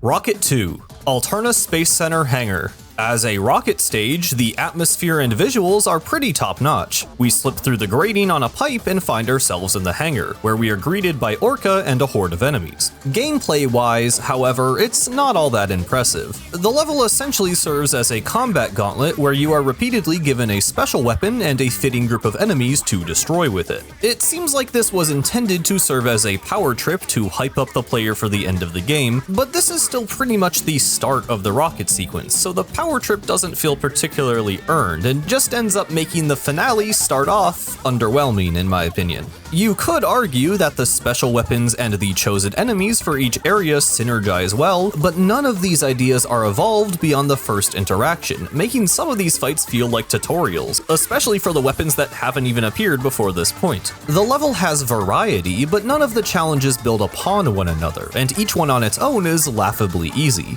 It's not until this final segment that the stage actually starts to feel cohesive. Taking out this Octo Bomber rewards you with a crab tank, which can then be used to fire at a group of flying and shielded enemies, which actually have a chance to survive the special and maybe even deal damage to the player if they're lucky. We then ascend to a higher floor where we hitch a ride on an Octo Zeppelin, and we are given another crab tank here, which I assume is meant to be used to take out this Octo Sniper, though I didn't do that. I do feel like I understand the intention behind Rocket 2, and I like the idea of storming the Space Center with every special ability at our disposal, but as a standalone level, it's kind of boring, with almost no mechanical development and very little difficulty for an endgame stage.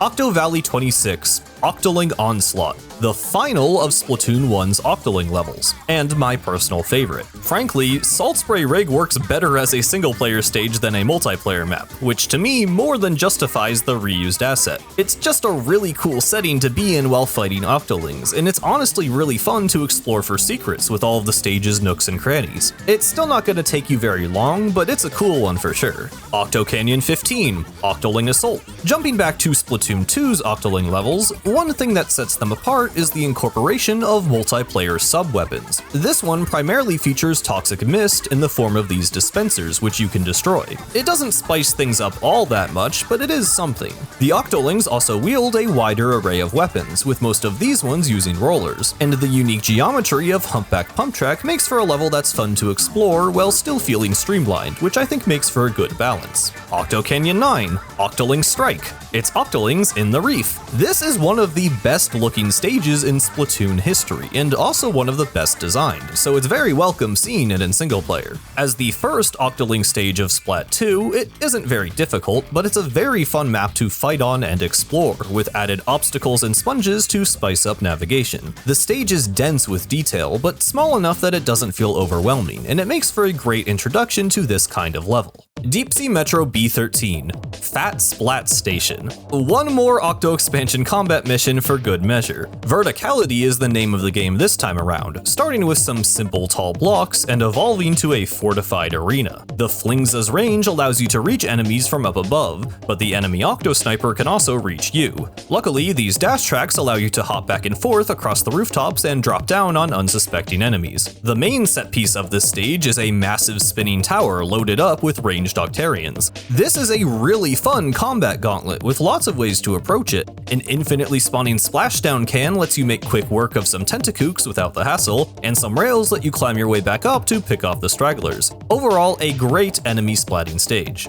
Deep Sea Metro AO2, Far Out Station. At last, the final ranked battle mission. This is actually the first one chronologically, and it might come as a surprise, but I honestly think Port Mackerel ends up being the best for this kind of challenge. The linear paths make for a fun dynamic as you hide around corners to avoid the enemies, and splash walls fit perfectly as obstacles for you to destroy. The final push is definitely pretty hectic and might require a respawn, but rushing back across the stage before the Rainmaker resets is pretty fun in its own way, and definitely makes it feel like an actual match of ranked PvP. Deep Sea Metro JO4, Footloose Station.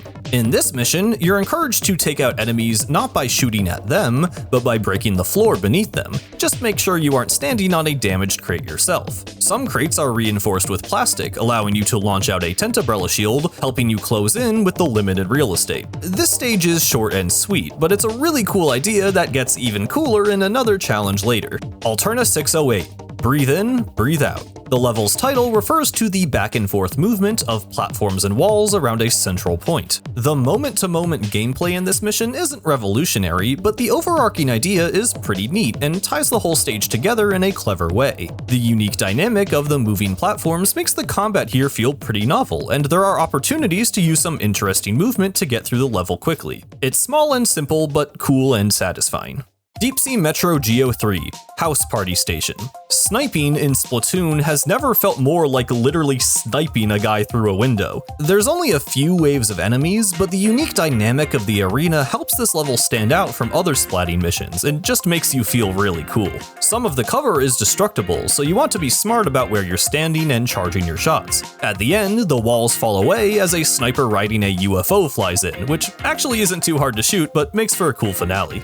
Deep Sea Metro GO2, Hasta la Vista Station. It's Space Invaders, where the octocopters are the aliens shifting left and right, and these stacks of crates serve as destructible cover. Beyond fitting in perfectly with the retro aesthetic of Octo Expansion, this level is pretty fun, and can get a little tough once the octobombers and missilecopters get involved. It's short and simple, but charming and unique. Octo Valley 19, Tumbling Splatforms. The true origin of these thin rotating blocks. Splatoon 1's standard for difficulty keeps these challenges engaging, but there isn't all that much to this one. The idea is evolved a bit, but mostly at the very end, with this chain of platforms one after another. Visually though, this level has a pretty standout aesthetic, going all in on the industrial, scrap metal look of Octarian technology. The massive steel tentacles in the background mirror the spinning platforms of the stage itself, and the starry skybox just always looks good. Octo Canyon 20, Propellerland. Our first ever look at the Splatbrella, even before it was added to multiplayer. On one hand, this stage makes pretty good use of the Brella shield. Beyond just putting you in situations where you'll probably want to block enemy fire, this stage has segments that require you to actually launch the shield to activate propellers, jump on flutters, reach an item, hit something from far away, and sync up the movements of platforms. On the other hand, this level has a lot of what honestly just feels like filler. There's a whole invisible platform segment, which I guess you could get through by launching your shield, but you really don't have to. There are enemies that spawn in areas you've already been, one random octoling for some reason, this extremely devious secret switch for a scroll, way too many reinforced crates, and oh, finally we're doing something with propellers again. This level has some really clever ideas, it's just bogged down by the lengthy nature of Octo Canyon stages and a lack of focus. Octo Canyon 14, Parking Garage. Yes, that is the real name of the level. I guess they just realized that they had this car asset and these obstacles that looked like car washes and just rolled with it. Anyway, this is a charger level mostly focused around combat, and there are cars. The middle segment involves this fun spiraling path where you have to take out enemies and platform your way around, all while dodging the sight of an octo sniper. It's a pretty lengthy section that forces you to be constantly moving. Then at the very end, you get to pull off a flashy leap into the air with some dash tracks and splat the sniper that has been tormenting you. The finale lives up to the level's title with a structure resembling a parking garage that unfolds as you climb it to reveal hidden Octarians. It's kinda random, but feels more inspired than a lot of similar stages, so I guess it's fair enough. We finish off with some octolings and a ride rail to the goal. Weird, but memorable. Octo Canyon 18, Towering Heights. Ironically, I don't think it quite reaches the heights of the Hero Charger's introductory stage, but it's pretty solid. We begin with some pretty basic combat and terrain, but then we get to the trailer shot store charge splat and this long spiraling ride rail that allows us to snipe some troopers on this tower. It's a cool segment that helps the level stand out. And so is this, a labyrinth of paths and cover watched over by several snipers. I have memories of struggling greatly with this part, though now I don't find it all that tough. There are a few cool ways you can wrap around the bottom part of the level and gain a better vantage point, which is also naturally where some secrets are hidden. Taking out the final sniper leads us to, well, a big slow auto-scroller. Speedy octocopters and balloon twinticles are fitting enemies for a charger level, and this part can be kind of fun, but it still feels like the stage ends on something less interesting than where it started. I really wish it hadn't lost the focus on verticality and maybe got more use out of ride rails, but alas. Deep Sea Metro CO8, Right Round Station. Well, that's one way to set yourself apart from other combat missions. The premise of this stage is a giant wheel of enemies that can be spun using an ink switch. You have to spin the wheel around in order to take out every Octarian within the time limit. Also spinning around is some armor and a couple of special weapons, including missiles, which can be exactly what you need to finish off the stragglers. Beyond the spectacle of the enemy wheel itself, there's not too much to make it stand out aesthetically, and it's not one that I love to replay, but it's a cool idea with solid execution. Deep Sea Metro AO6, Bounce With Me Station. As one of the first proper levels of Octo Expansion, this one sets the precedent of what's to come in the campaign. Enemies and mechanics you've seen before, but reimagined in new and clever ways. Bounce pads and ink sticks, both introduced in Octo Canyon, are used together to make for some unique platforming. The time limit puts an extra layer of pressure on the player to make their way through the stage quickly, which tightens up the pace of the level. The stage even proves that more specific ideas, like shooting a faraway propeller lift with a cannon, can still be iterated on and brought up to snuff with the difficulty of the DLC. A great early stage to set the pace of the expansion, and one that's always easy to jump back into.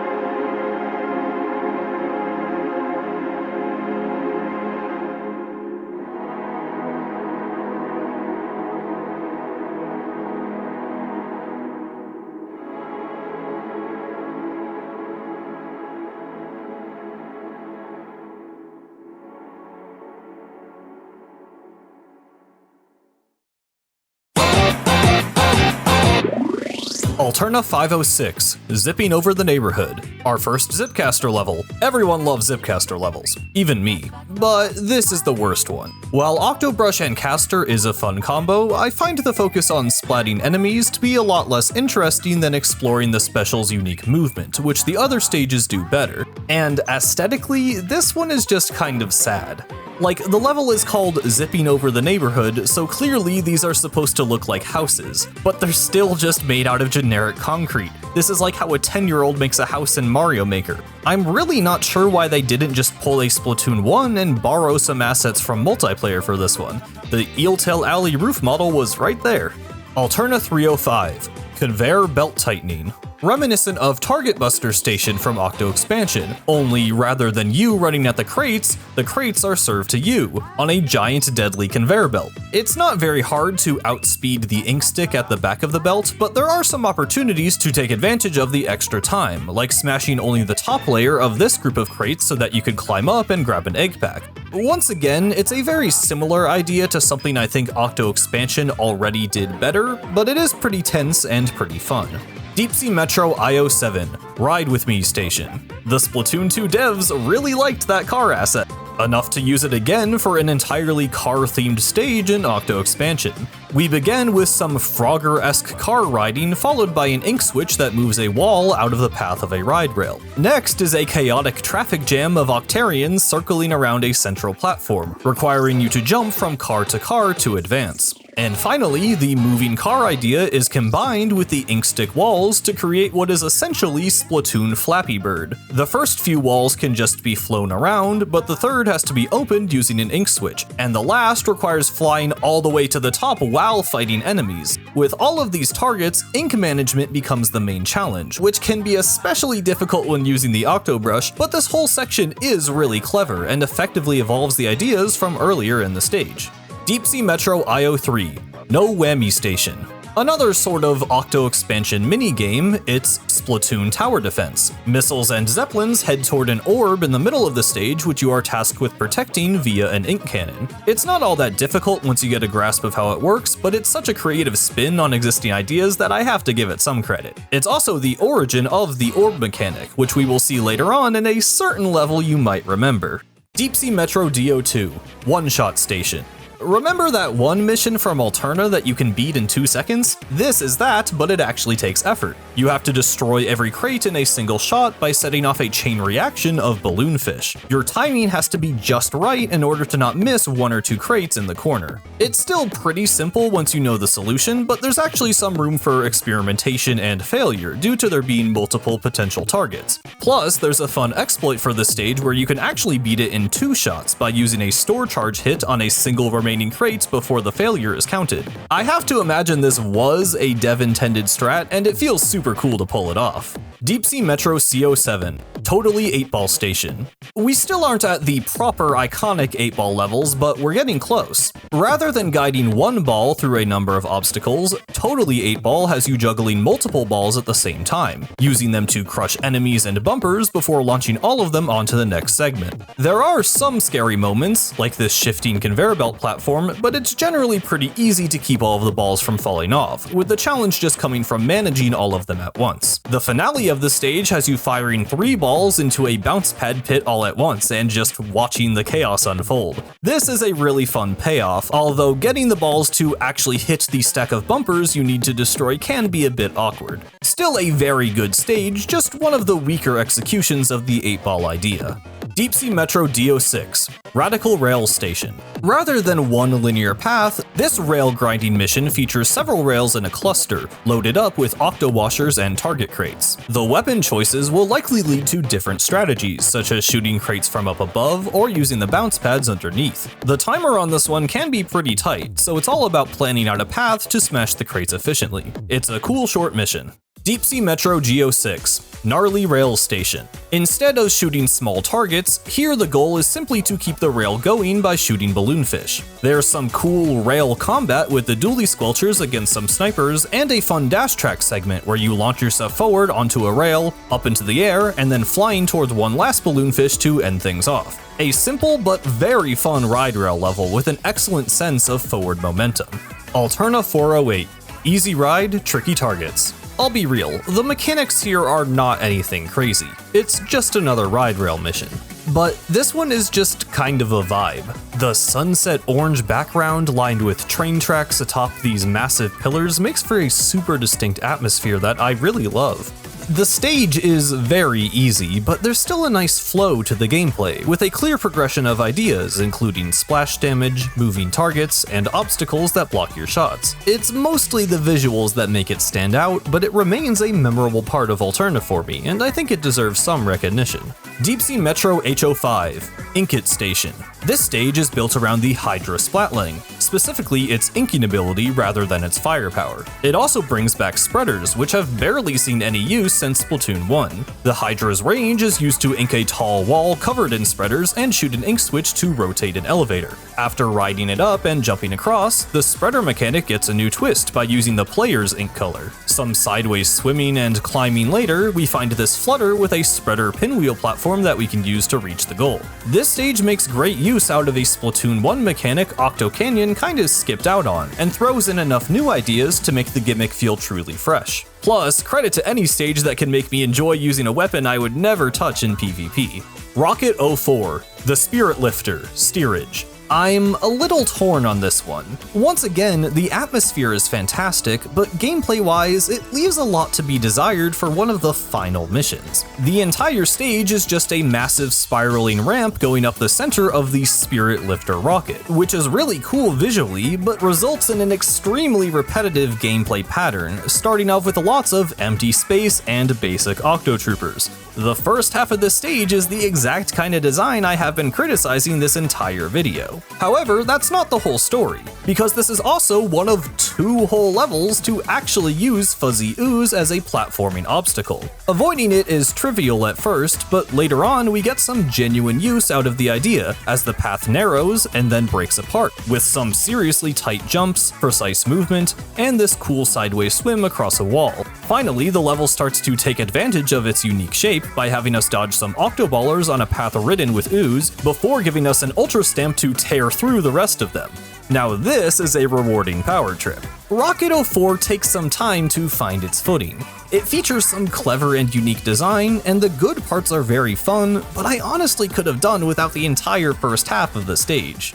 Octo Valley 27, Unavoidable Flying Object. Ah yes, the UFO levels. You might think that these would rank close to the Octoling stages, as they similarly make use of existing maps, like the tutorial area and multiplayer stages, just with single-player enemies and mechanics littered throughout. And for the most part, that's true. These missions do feel a bit more unique, however, as you are constantly pursued by an Octo Striker, who sends ink strikes to your location every time it spots you. There's even a unique song for these stages that picks up in intensity whenever you're in the Striker's sights. What really puts the UFO levels so far above, though, is the way they end. Rather than the final launch pad taking you straight to the Zapfish, you have to battle the Octo Striker.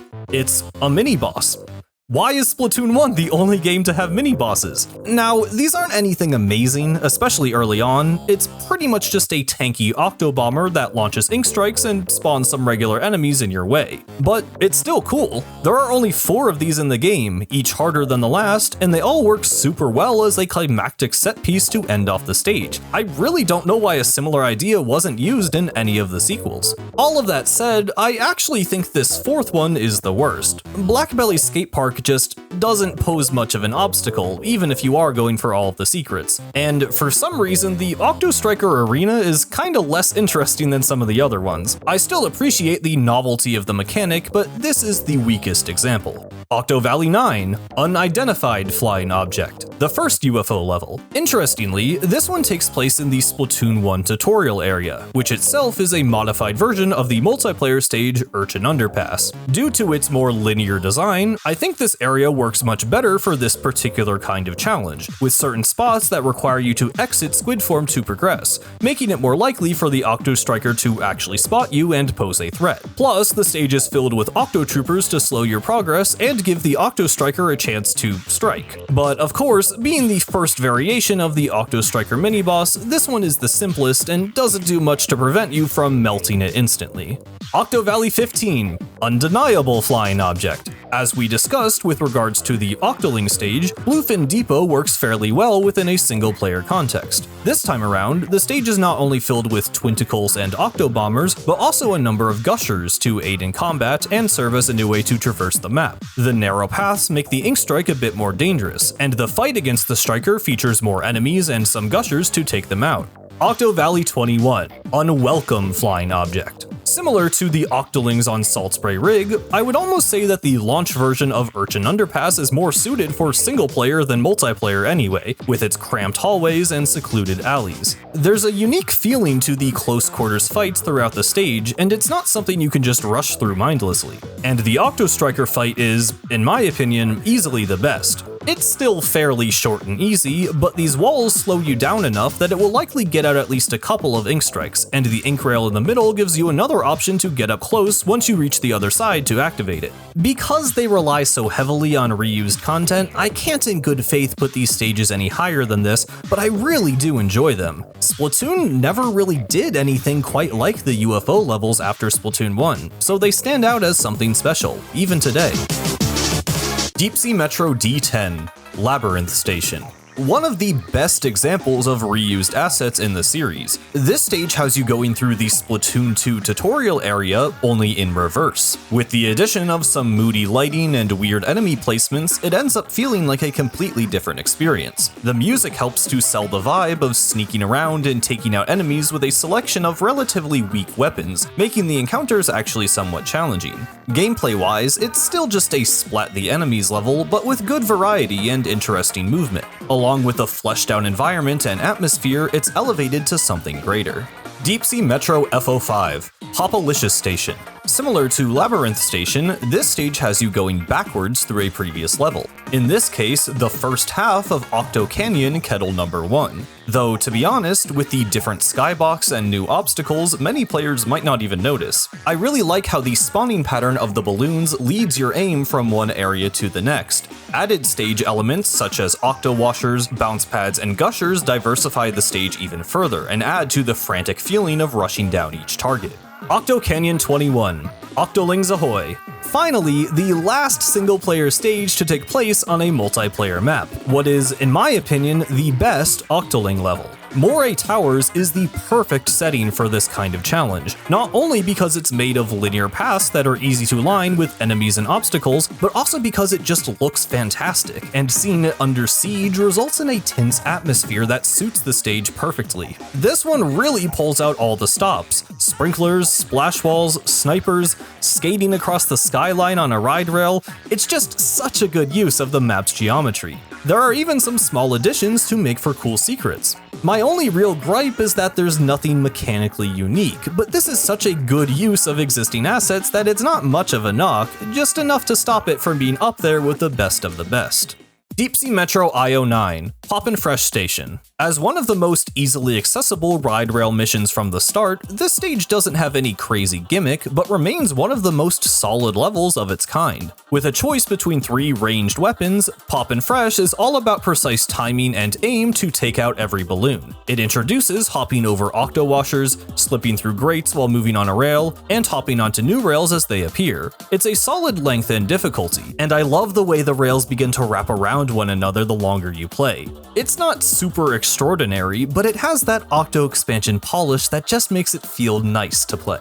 Rocket 01 Alterna Space Center Entrance. The beginning of Alterna's end, and one of only a handful of stages to really take advantage of Small Fry. With no main or sub-weapon, you have to rely on your little buddy in order to make it through, which is kinda cool. I guess I'm not hugely into these puzzles that are just a thing you can normally do, but now Small Fry can do it worse, which unfortunately makes up a lot of the stage. Some notable exceptions include these unique interactions with flutters, which Small Fry can actually stun, allowing you to run underneath them and lure them back and forth. This idea is developed a bit with the addition of an ink wheel, which also appears in the next puzzle that involves alternating between using Small Fry and Agent 3 to hold down a button and ink a wall. Beyond that stuff though, there's just this kind of boring maze section and some combat that's not very involved, mostly requiring you to watch Small Fry slowly kill an enemy. This level nails the look of the Alterna Space Center and incorporates its gameplay into the environment very well, but I don't think it gets all that much out of Small Fry as a mechanic beyond 1 or 2 interactions. If Small Fry had been used more throughout the campaign, this stage could have served as a test of the player's knowledge, but once again, this feels more like an introduction to the gimmick, which I found a little disappointing at this point in the game. Alterna 304 Try Curling, Alterna's 11th most popular athleisure activity. Another much-needed departure from the gray concrete blocks, this level is aesthetically outstanding. Using the iconic mirrored cityscape with some really interesting decorations, it definitely stands out in my mind as one of the best Alterna stages in terms of presentation. Gameplay-wise, it's about pushing curling bombs to their logical extreme. The level asks the player to aim carefully and charge the bomb for just long enough to explode at the perfect time. Bursting every crate with a single bomb will even reward you with a power egg pack for each segment. It's short and sweet, but I think this gets more out of curling bombs than the Octo Expansion curling bomb stage, with each of these challenges being very well designed. Deep Sea Metro F08 Jump Station. One big vertical climb making use of blasters, ride rails, and grapplinks. Each layer of Jump Station presents a similar challenge in a new way. You begin by simply grappling up from the rail, then you have to use a bounce pad to reach high enough. Next, you need to do a swim jump to get enough distance, and finally you have to move backwards along the rail to ink 4 switches. It's a cool idea, with some clean development and solid execution. Octo Canyon 12 Octo Resort Spring, a level about bounce pads. In conjunction with moving platforms, the stage's idea is evolved from platforms you have to hop over, to ones you have to ink and swim across, to ones you have to ride while fighting. Then comes perhaps the most memorable part of the stage, a long fall down a tall tower filled with floating bounce pads, which you can attempt to hit to get some bonus eggs. Last is a segment to test your mastery of movements with the mechanic while contending with a sniper. A fun and memorable part of Octo Canyon, with a pretty nice look and feel, though I don't love these sections with flutters. They don't fit in too well with the theme and only really hurt the stage's pacing. Octo Valley 23 Spongy Observatory. This stage pushes sponges to the extreme. Almost all of this level takes place on sponge platforms, making for some tricky jumps and dangerous enemies. I really love the way the Inkzuka interacts with these sponges in a line, allowing you to build yourself a bridge while taking out some troopers. After that, it's about battling Octo Bombers while trying to climb some spongy walls. For a platforming challenge near the end of the game, I think this stage does its job pretty well. Unfortunately, the nature of its design means the aesthetic is gonna take a hit, as it's pretty much just a bunch of floating platforms. It's still a solid level, just not one of Splat 1's greatest. Octo Valley 18 Spinning Spreaders. Immediately, this level hits you with some weird vibes.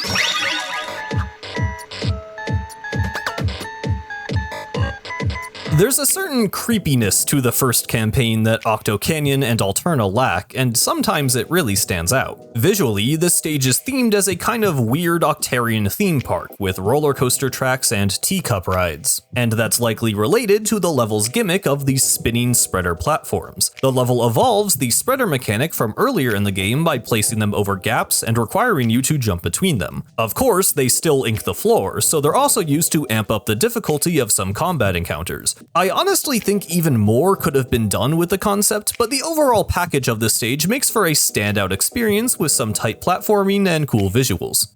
Octo Canyon 13 Dancing Floors, an intro to ink switches, not to be confused with splat switches or the other splat switches. These ones are effectively reimagined propellers that can activate a number of moving platforms without being attached to them. This level in particular makes use of the hero Splatling's long range to take out enemies and activate switches in order to temporarily extend these platforms, in a similar vein to Octo Valley 16 Propeller Lift Fortress. However, this stage does a much better job evolving the idea with a number of platforming challenges that require you to ink and climb quickly. As this is the first stage to use a Splatling, there's also a bit of simple combat and some grappling movement to get the player used to how the weapon works in general. Overall, this isn't the best use of ink switches we'll see, but it's a fun introduction with some cool ideas. Octo Canyon 8 Spinning Campground, the first appearance of ink furlers, which probably have the most lasting legacy of any Splatoon 2 mechanic. These have become a staple of Splatoon level design, and this stage proves why. It's a versatile idea that can be used for horizontal and vertical traversal as well as combat. Ink furlers serve as an elegant, Splatoonified version of a disappearing platform, and while this level doesn't quite push them to the limit, it's a very solid start, with great development from the introduction, twist, and final test. Add on some unique textures and this cool golden confetti effect, and you have a very well-rounded stage. Deep Sea Metro EO5 Hypercolor Station. Remember how I said I wished the Splatoon 1 Splat Switch level committed to its mechanic? No, you don't? That's okay, it was a while ago, I forgive you. Anyway, Octo Expansion delivered. The gimmick has been reworked a bit since Octo Valley, with Enemy Ink now being able to turn the switches off. We begin with a clever demonstration of the idea at work, showing how a spreader can reset a platform to its starting position. The player is rewarded for their understanding of the gimmick with a bonus egg pack before the idea is evolved to feature snipers rather than just a spreader. We get a twist on the idea, where we have to bring a platform down and then allow enemies to ink the switch on purpose, lifting us back up. There's another idea featuring some Octo missiles hitting switches, and last, a finale involving a whole floor of switches and some Octo stamps. This is a really fun way to end the stage that even gets some use out of the elusive Octo Stamp DX, which cleverly has the last switch hidden on its back. It's a pretty great level that I'd say is only held back by not feeling entirely original, but that's really not much of an issue.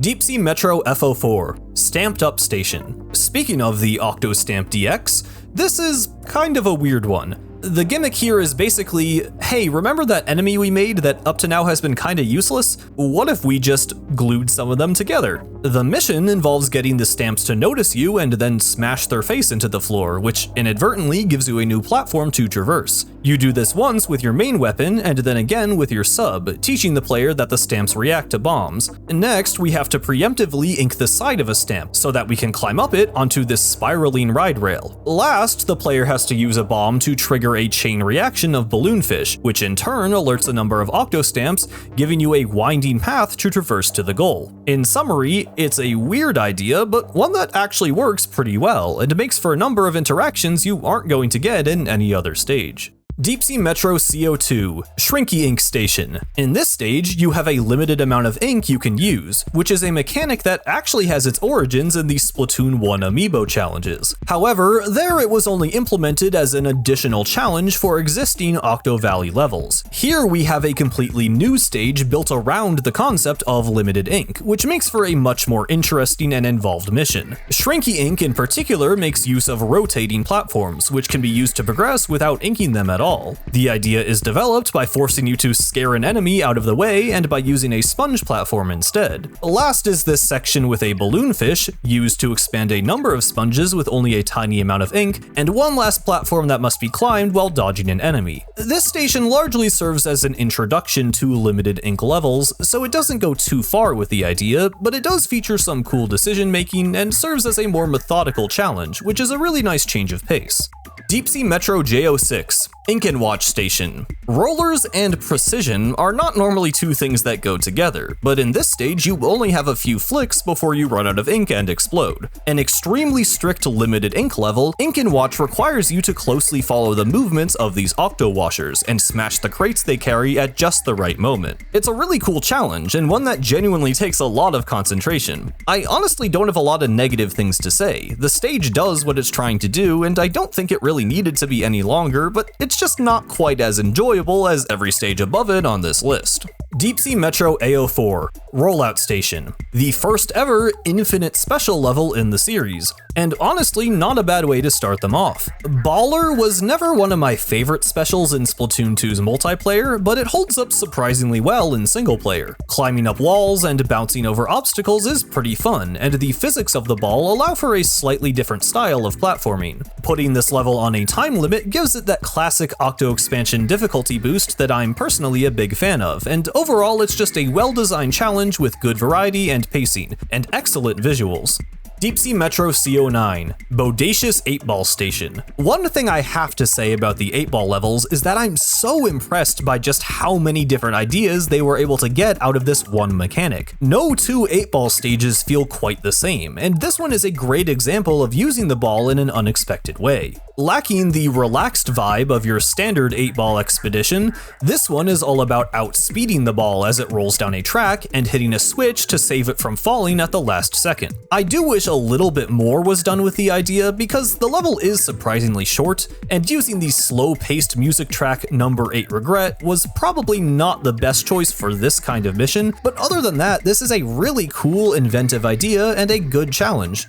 Deep Sea Metro BO3, Spin Docto Station. Would you look at that? It's another use of ink switches. This level actually begins with the devs basically trolling you. When you see this switch, you're probably going to assume the platform you're standing on will move, but instead a fence randomly pushes you off the side. This serves to set the precedent that platforms in this stage move in unorthodox ways. The next segment has you hitting a switch to pull a number of platforms close together so that you can move across them. It's actually a bit like Breathe In, Breathe Out from Alterna, only here the movement is within the player's control. You then have to ride a series of platforms skyward while inking them and staying on top before dropping all the way back down, inking switches as you go to save yourself from falling out of the level. It's yet another example of the DLC taking an existing mechanic and making something new out of it that's just really fun to play. Plus, I have to shout out these fish made out of chip clips. They're one of my favorite background details in the entire series. Deep Sea Metro G10,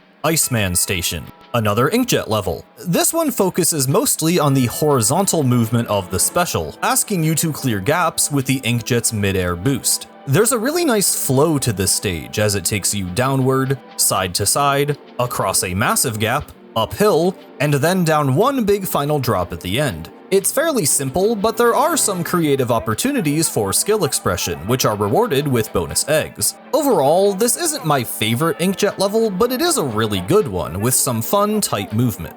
Alterna 511, simply Zipcastic. Zipcaster plus dash tracks.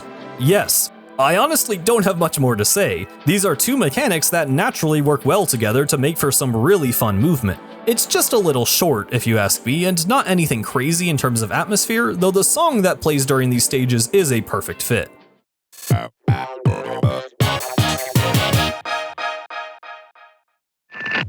At long last, we exit B tier and enter A tier. We're beginning to close in on the best Splatoon levels of all time, but we still have a ways to go until we reach the very greatest. Starting off this tier, we have Alterna 609, Dive and Dash. This is how you make an easy level that's actually fun. Dive and Dash is a speedrun level where the majority of the time all you're doing is swimming forward. But throw in some dash tracks, angled walls, squid ring jumps, and balloonfish chains, and suddenly things are a lot more exciting. There's even, if you can believe it, actual movement designed around the squid roll and squid surge back to back. I never thought I'd see the day. The second half keeps up the pace with a fun use of ink wheels, having them weave back and forth around these trees, creating a zigzagging path for you to follow. There's even a point where they split off to an easier or harder path that rewards you with a bonus. Dodge past some Octo missiles, an Octo sniper, and oh my goodness, is that a wall jump? So yeah, somehow this stage that starts off looking extremely basic ends up having some of the most fun movement in the game. And obviously I've been joking about it, but I seriously don't understand why the Splatoon 3 developers were so resistant to using Squid Roll and Surge, because this level proves that they can be really fun and not that hard to integrate naturally into Splatoon level design. Alterna 109, The String's the Thing.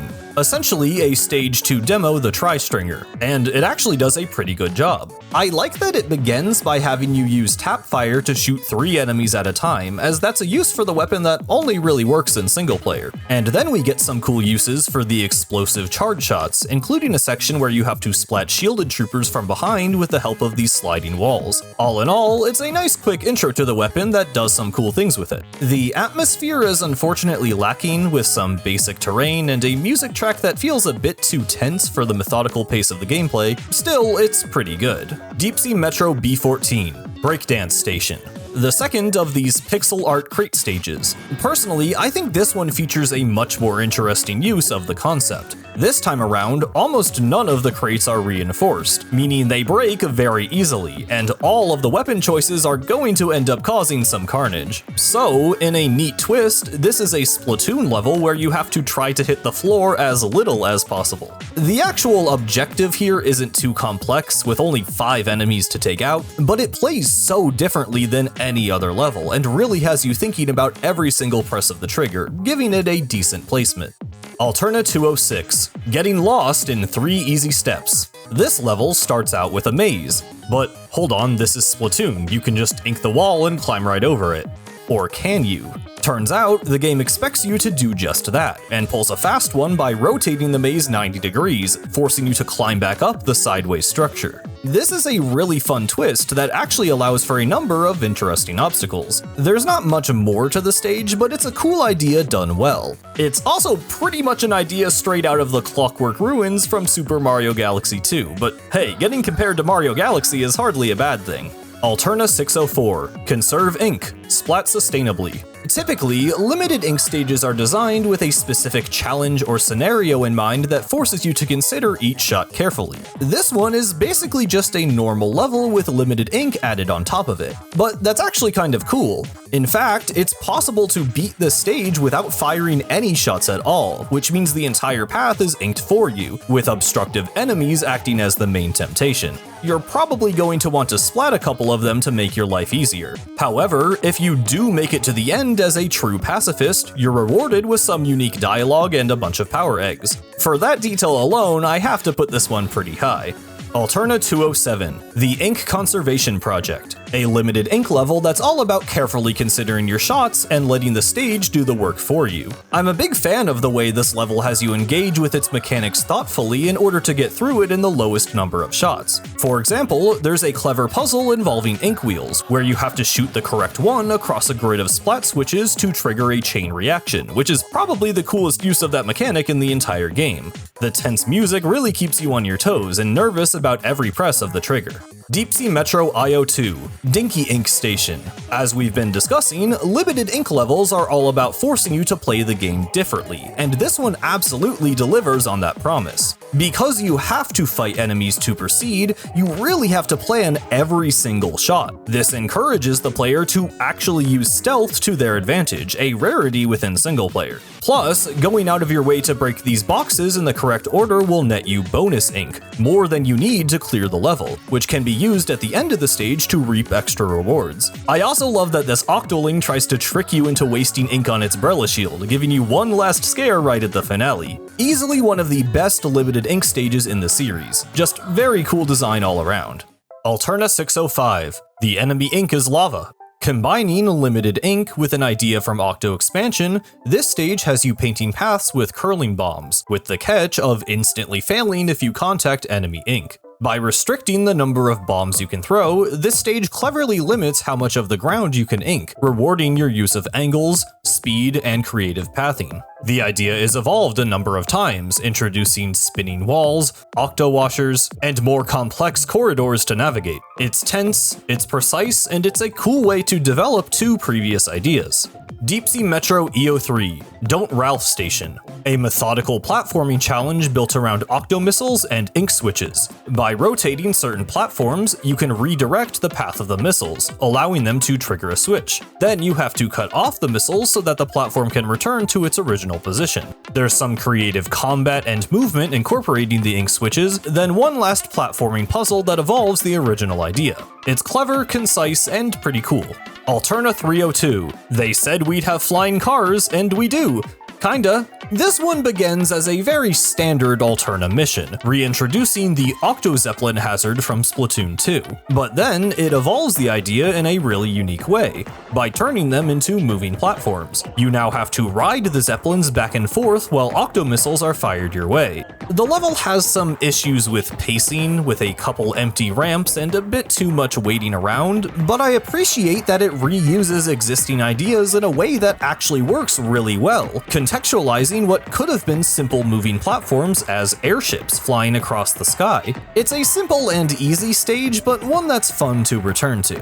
Alterna 409, Flying Worst Class. Similar to the Soaker block levels from earlier, I personally wish Alterna 302 and 409 were simply one long stage, because the latter picks up right where the former left off. Combining the ideas from before, we now have rideable octo missiles, serving as a smaller, more dangerous method of transportation. There's some really neat platforming where you have to jump between moving zeppelins and missiles, an upward climb that has you weaving between the airships, and then a longer missile ride that requires requires some shooting and even disembarking to open up a door that allows more missiles through. Last is a final rush of missiles as you ride your way atop a Zeppelin to the goal. Paired with the music track Seep and Destroy, there's a kind of comedic feeling to jumping around the stage, and altogether it's one of the most fully realized concepts in Splatoon 3 Singleplayer. If only these two stages had been combined into one, with the pacing tightened up just a little, I might have placed this much higher, because there's a lot here that's very good, but it comes just short of great. Octo Canyon 10, Octo Seeker Shakedown, the introduction of the Hero Slosher and Octo Seekers, a mechanic that doesn't feel like it would be as rare as it is. The stage also makes great use of sponges as a traversal mechanic, which synergizes well with the Slosher's fire. There's some neat Slosher combat on these narrow walkways, but the main focus is placed on avoiding the Octo Seeker's spotlights, which, along with the dark lighting, makes this into a kind of pseudo-stealth mission. Getting spotted will cause the Octo Seekers to pursue, which will either shrink the sponge platforms under your feet or potentially get you crushed. Naturally, the level ends by requiring you to trigger this behavior and jump on top of a Seeker to proceed. It's a really distinct challenge that gets a lot out of the idea without feeling too drawn out. Octo Canyon 5, the Octo Park, an early highlight of Splatoon 2. This level introduces the player to the hero dualies, and is the first true exploration of the ride rail. The pacing is great, with you riding rails between islands, popping balloons, and splatting enemies. The stage does a great job of chaining rails one after another, creating a solid flow across each segment. The visuals are fantastic, especially this mechanical octopus set piece, and the combat feels novel and fun. I don't think this level quite holds up against the best ride rail missions in the series, but it's still a great intro to the mechanic that's always fun to come back to. Deep Sea Metro DO7, Target Buster Station. Of all of the stages with tight time limits, this one is my favorite, largely due to just how precise it requires you to be. It begins with some cool use of the brushes roll mode, followed by a curling bomb toss to give you some time to recover your ink, a sideways bounce pad jump, a frantic trip down a ride rail, and then some stacks of crates to end things off. Even once you've mastered this stage, it will pretty much always come down right to the wire, and that tension makes it a stage that's always fun to replay. Deep Sea Metro GO5, Bustalicious Station. First of all, I love how this stage looks. The level is framed by this imposing arch structure, which is silhouetted by a dreamlike, starry skybox. As far as I'm aware, this is the only time this particular building appears in the game, so they really just put in the extra effort to make this place look amazing. Mechanically, this is a pretty cool challenge too. It may be yet another sniping mission, but the introduction of fail balloons requires you to be much more careful with your aim. Plus, because there are more crates on the field than you need to succeed, you can tackle the mission in a number of ways, going for safe shots on easy crates or trying to pierce your way through several at a time. Very memorable for the visuals alone, and the well-executed objective is the cherry on top. Alterna 204, Splitting Crosshairs, a very solid break the targets level. While we have seen a lot of these over the course of the series, the execution here is very well done. The level looks fantastic, with the incredible Infinite City skybox contrasted with these claustrophobic walls that keep you focused on the task at hand. Some of the angles you have to hit with the slosher can be pretty tricky, and even as an experienced player, this one will likely come down to the wire. This is an Alterna stage that learned the right lessons from Octo Expansion. Alterna 507, a one-way ride through Target Town. Rail grinding, crate shooting. We've seen it a lot, but this stage still manages to do something new. By making use of the Tri-Stringer's delayed explosions, Target Town is able to set up a lot of unique crate patterns. This stage is an endurance test that expects you to learn its mechanics and be good at using them.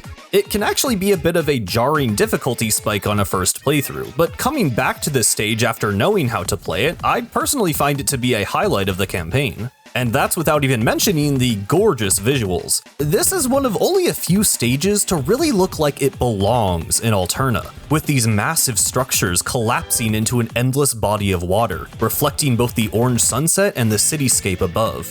This stage gets everything it can out of the weapons mechanics and looks outstanding while doing it.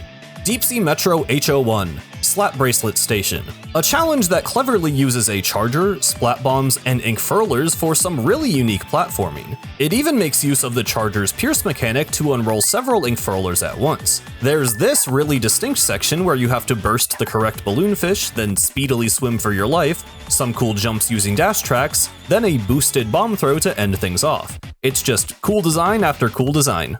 Deep Sea Metro DO1, Ink from Above Station. I'm tempted to call this stage We Have Octo Striker at Home, as it features a flying Octarian launching missiles at you throughout the whole level. But while Tenta missiles lack the visual flair of Splatoon 1 Ink Strike, and the stage unfortunately does not contain a mini-boss, it does actually use the mechanic in much more creative ways. For the first half of the stage, you don't have a weapon, so you have to lure the missiles into obstacles and stage elements in order to progress. Then you have to use the missiles to shrink some sponges in order to acquire a main and sub-weapon. Then you make your way across a structure entirely made of sponges, approach the missile-firing enemy, and take it out. It's a great stage that combines tons of mechanics and game knowledge in a really cohesive and satisfying way. Alterna 107, Become One with Your Small Fry. Before Splatoon 3's launch, we didn't really know how integral Small Fry would be to Alterna's gameplay, only that it supposedly would help us destroy fuzzy ooze, distract enemies, and solve puzzles. And it does do those things, but the vast majority of the time it basically acts as a generic sub-weapon, not really adding much to the mechanics of any level. This stage is one of the few exceptions. We begin with some platforms powered by ink switches, which we have to use Small Fry to activate. This is developed a couple of times, but gets especially interesting right here, where we have to orient this path of balloonfish so that activating the first one will eventually explode some crates at the end. Last are these spinning wheels that have to be rotated in order for us to swim along a pre-inked wall. This is really cool, and unlike any other platforming seen in Alterna. I really like this stage, and I honestly don't know why there aren't more like it that take advantage of Small Fry to create unique challenges. Deep Sea Metro FO2, Slow Ride Station. This level is a Breath of the Wild shrine. No, seriously, according to a Game Informer article, some of the developers who made the shrine puzzles in The Legend of Zelda Breath of the Wild also helped design stages in Octo Expansion. And it seems like they were missing some of the mechanics from that game, because this is literally just the stasis rune, down to the yellow lock icon and beeping sound effect. The stage has you freezing platforms in time by hitting switches, which activate a brief timer before everything starts moving again. Sometimes this is used to keep a platform in place while you climb it, while other times it's used to keep them out of the way. There's a neat combat segment that has you shooting switches on these narrow beams, and then a final segment that has you freeze a row of swinging pendulums, first at the lowest point of the swing, then at the highest point, allowing you to reach the goal. This is a super fun and satisfying level, and I'm honestly a little surprised the idea never returned. There's also a cool little skip you can do in this last part, which is always fun to pull off.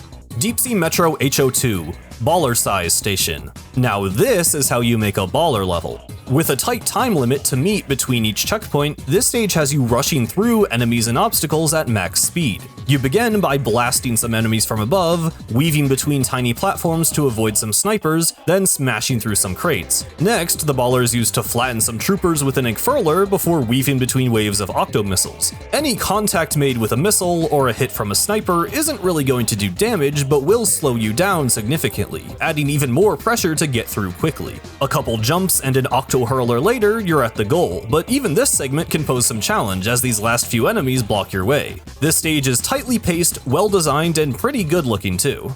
Alterna 106, Zip, Splat, and Jump. The first Zipcaster stage, and probably the most iconic. As I've already said a couple of times, using the Zipcaster is just plain fun, and this one gets a lot out of the specials movement. Grappling to walls, hopping over enemies and splatting them from behind, and zooming into balloonfish are just a few examples. Then, the special is really pushed to its limit with this segment, where you are tasked with zipping between these floating pillars. This is a really cool use of verticality that's actually a bit difficult to navigate, but I think that's a good thing. Zipcaster stages are mostly just a rush of fun, but it's nice to slow down the pacing for a second and ask the player to really understand the special's strengths and limits. We finish off with a simple sniper kill and a flashy zip to the goal. Very nice. Deep Sea Metro AO7, Maverick Station. Here is the first inkjet level. Rather than focusing too much on the special itself, this stage mostly finds synergy between other mechanics and uses the inkjet as a way to tie them all together. It begins with some octo missile dodging followed by an ink switch platform. The missiles are then upgraded to octo zeppelins, and we're shown how the inkjet interacts with grapplinks. Next, it's time to combine the ideas. Grapplink onto an ink switch elevator, dodge zeppelins while extending an ink switch bridge, then one final rush to the end while the platforms retract and even more zeppelins fire. A really unique stage that serves not only as a great introduction to the infinite inkjet, but also a great case of Octo Expansion finding synergy between existing ideas. Deep Sea Metro D09, Goose Station. This level pretty adequately explores all of the inkjet's unique properties, going into swim form to ride ink rails, blasting enemies from above, ducking under ink pistons, and a really cool twist, a segment that's entirely made up of grates, so that the inkjet's propulsion doesn't work. This essentially turns the inkjet's blast into a main weapon, and your typical platforming moveset is replaced with a floaty double jump. It's such a unique exploration of the special that could only really work in single player, and I love it for that. Last is a short combat arena that allows you to use ink rails as cover. Throughout its different sections, this is the level that gets the most out of the special, making it my favorite inkjet level in the series. Rocket 05, the Spirit Lifter, First Class. This is the coolest use of Zipcaster yet, dodging ooze and hitting tricky angles in order to collect floating energy cores. The stage is divided into 3 sections as you climb higher up the rocket and unlock each of the bulkheads. I like that this challenge gets use out of the Zipcaster's ability to cling onto walls and even its extra high jump. The second segment adds more globs of fuzzy ooze and some moving walls into the mix. The third features this fun spiraling trail of energy cores that ends with you dropping down onto a sniper from above. It's not quite as elaborate as Octo Expansion's diaphragm phase, but it similarly serves as a unique challenge for the very end of the game. Without a doubt, the best rocket level. Alterna 607, that sinking feeling. The idea for this stage is remarkably simple, but the execution is so well done that it's one of my favorite stages in Splatoon 3. The premise is this spiraling platform that begins to collapse under your feet, leading to a series of frantic inking, climbing, and jumping as you try to stay out of the water below. Unlike much of Alterna, this stage really seems to understand what makes movement in Splatoon fun, dodging enemy fire, hopping between walls, and an overall sense of momentum. I especially love that the platforms don't just fall straight down, but actually break into pieces, slide from one side to the other, and rotate as they fall over the edge. Again, this stage is short and really simple, but sometimes that's all you need for a good idea to stick. Add in some cool decor and you're one of Alterna's best. Octo Valley 13, Shifting Splatforms. This level takes a basic principle of Splatoon gameplay, the ability to move through grates in squid form, and develops it into a simple but well-executed challenge. By placing grating in the middle of a moving platform, the player is forced to enter squid form at the right moment in order to not get pushed off. It sounds easy enough, but the idea is evolved through the introduction of flying enemies, other targets like crates and balloons, and several shifting platforms in a row. Next, we get some verticality, with these platforms that move perpendicular to one another, asking the player to ink and climb quickly before slipping through another grate, inking another wall, and jumping before the platform shifts back. The level ends with a gauntlet that twists each of these ideas in a new way, including this interesting final test with these 3 moving platforms. Again, the idea is really simple, but within the context of Splatoon, it makes for a surprisingly engaging navigational challenge. Splatoon 1's platforming really tries to get the most out of the core shooting, swimming, and climbing gameplay, and this stage is a great example, complete with some of that weird Octo Valley creepiness.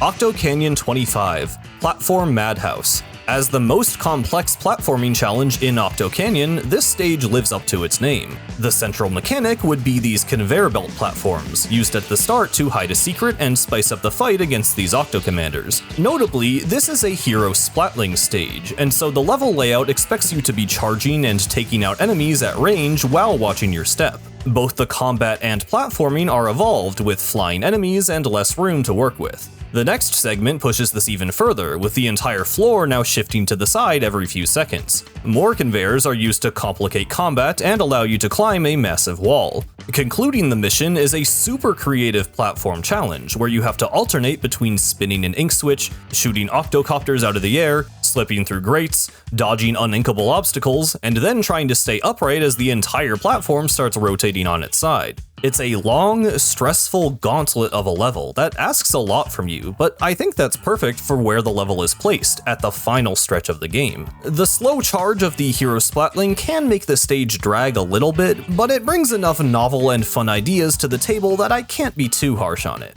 Octo Canyon 16, Secret Bowling Alley. While they're somewhat weird visually, Octoballers are a pretty fun enemy type to dodge and try and splat with good timing. The stage begins with you needing to let the balls pass overhead before climbing up a series of walls. You then have to weave through several lanes of ballers while dodging other enemies. The idea is developed through the use of platforms that move side to side and up and down. And then, the most obvious evolution of the mechanic, bigger balls. You're tasked with taking out these kingpin octoballers with an ink cannon in order to reach a sunken scroll. Going the extra mile, the stage has one more section to really test the player's ability. This is a great little bit of level design that truly feels like the idea pushed to its limit. Shifting platforms test your movement skills, while gushers serve as both a traversal mechanic and a way to take out the ballers. On top of a fun idea, Secret Bowling Alley has a solid visual identity that leans into the more colorful aesthetic of Octo Canyon, with some cute details like the octoballer spawning from those bowling ball return machine things. It's a cohesive and polished stage that stands out in all the right ways. Deep Sea Metro IO4, Can't Touch This Station. The original stage to use the floor is lava mechanic. In this stage, any hit of damage will kill you instantly, even just touching enemy ink. The level does not hold back in terms of difficulty or length, but each segment of the stage feels like it justifies its inclusion with some piece of cool design. After some basic combat to get you accustomed to the idea of taking 0 damage, you have to slip past an Octo Commander, which the Tent Umbrella can conveniently facilitate. Then we see a Spreader continuously painting the floor with one-shotting ink, combat on some narrow walkways that make enemy fire hard to dodge, and a barrage of Octopods, which the Tent Shield can perfectly clear out. Last is a fortress of enemies guarded by an Octo Sniper, which you have to carefully approach before taking out it and its backup so that you can grab the key. But waiting for you on the return trip are even more enemies, including an especially dangerous Twinticle. This stage can feel punishing, but it's a challenge that rewards patience and smart thinking to take out obstacles in ways you normally wouldn't think to do. It's a real endurance test of a level, but it's always been a standout of Octo Expansion to me, and it's an idea that's executed in a number of really cool ways throughout. Deep Sea Metro JO3, Girl Power Station, the most infamous station of all. And not entirely without reason. This is definitely one of, if not the most difficult missions in the series, at least if you go into it blind. Thankfully, weapon choice is entirely up to the player, with the level essentially allowing you to create your own kit before you jump in, with your choice between 3 subs and 9 main weapons. From there though, it comes down to your own ability to keep the enemies at bay and protect the orb for 90 seconds. If the orb breaks or you die, it's back to the beginning. The variety of enemy weapons, different spawn locations, and the number of defensive options at your disposal can be overwhelming at first, but here are some things I've figured out over the years. The crates surrounding the orb serve as protection, so make sure not to shoot them if you can help it. The first few waves of Octolings can be manipulated into jumping in early, allowing you to control the pace of the battle. Most of the specials aren't worth going out of your way to get. It's better to stay close to the orb and use the ones nearby. The orb can be healed by shooting at it or hitting it with specials like Inkjet or Splashdown. Certain Octolings have particularly dangerous specials, such as Tentamissiles and Stingray, so take them out before they become a problem. All of this is knowledge you aren't going to have coming into the stage the first time, but that's what I like about it. Having all of these variables to think about makes it an extremely satisfying stage to master. It's a completely different experience depending on the type of player you are, the weapons you like to use, and the strategies you might develop. We've never seen a combat challenge quite like this before or since, and while everyone may not share my positive feelings for it, you can't deny that it's iconic.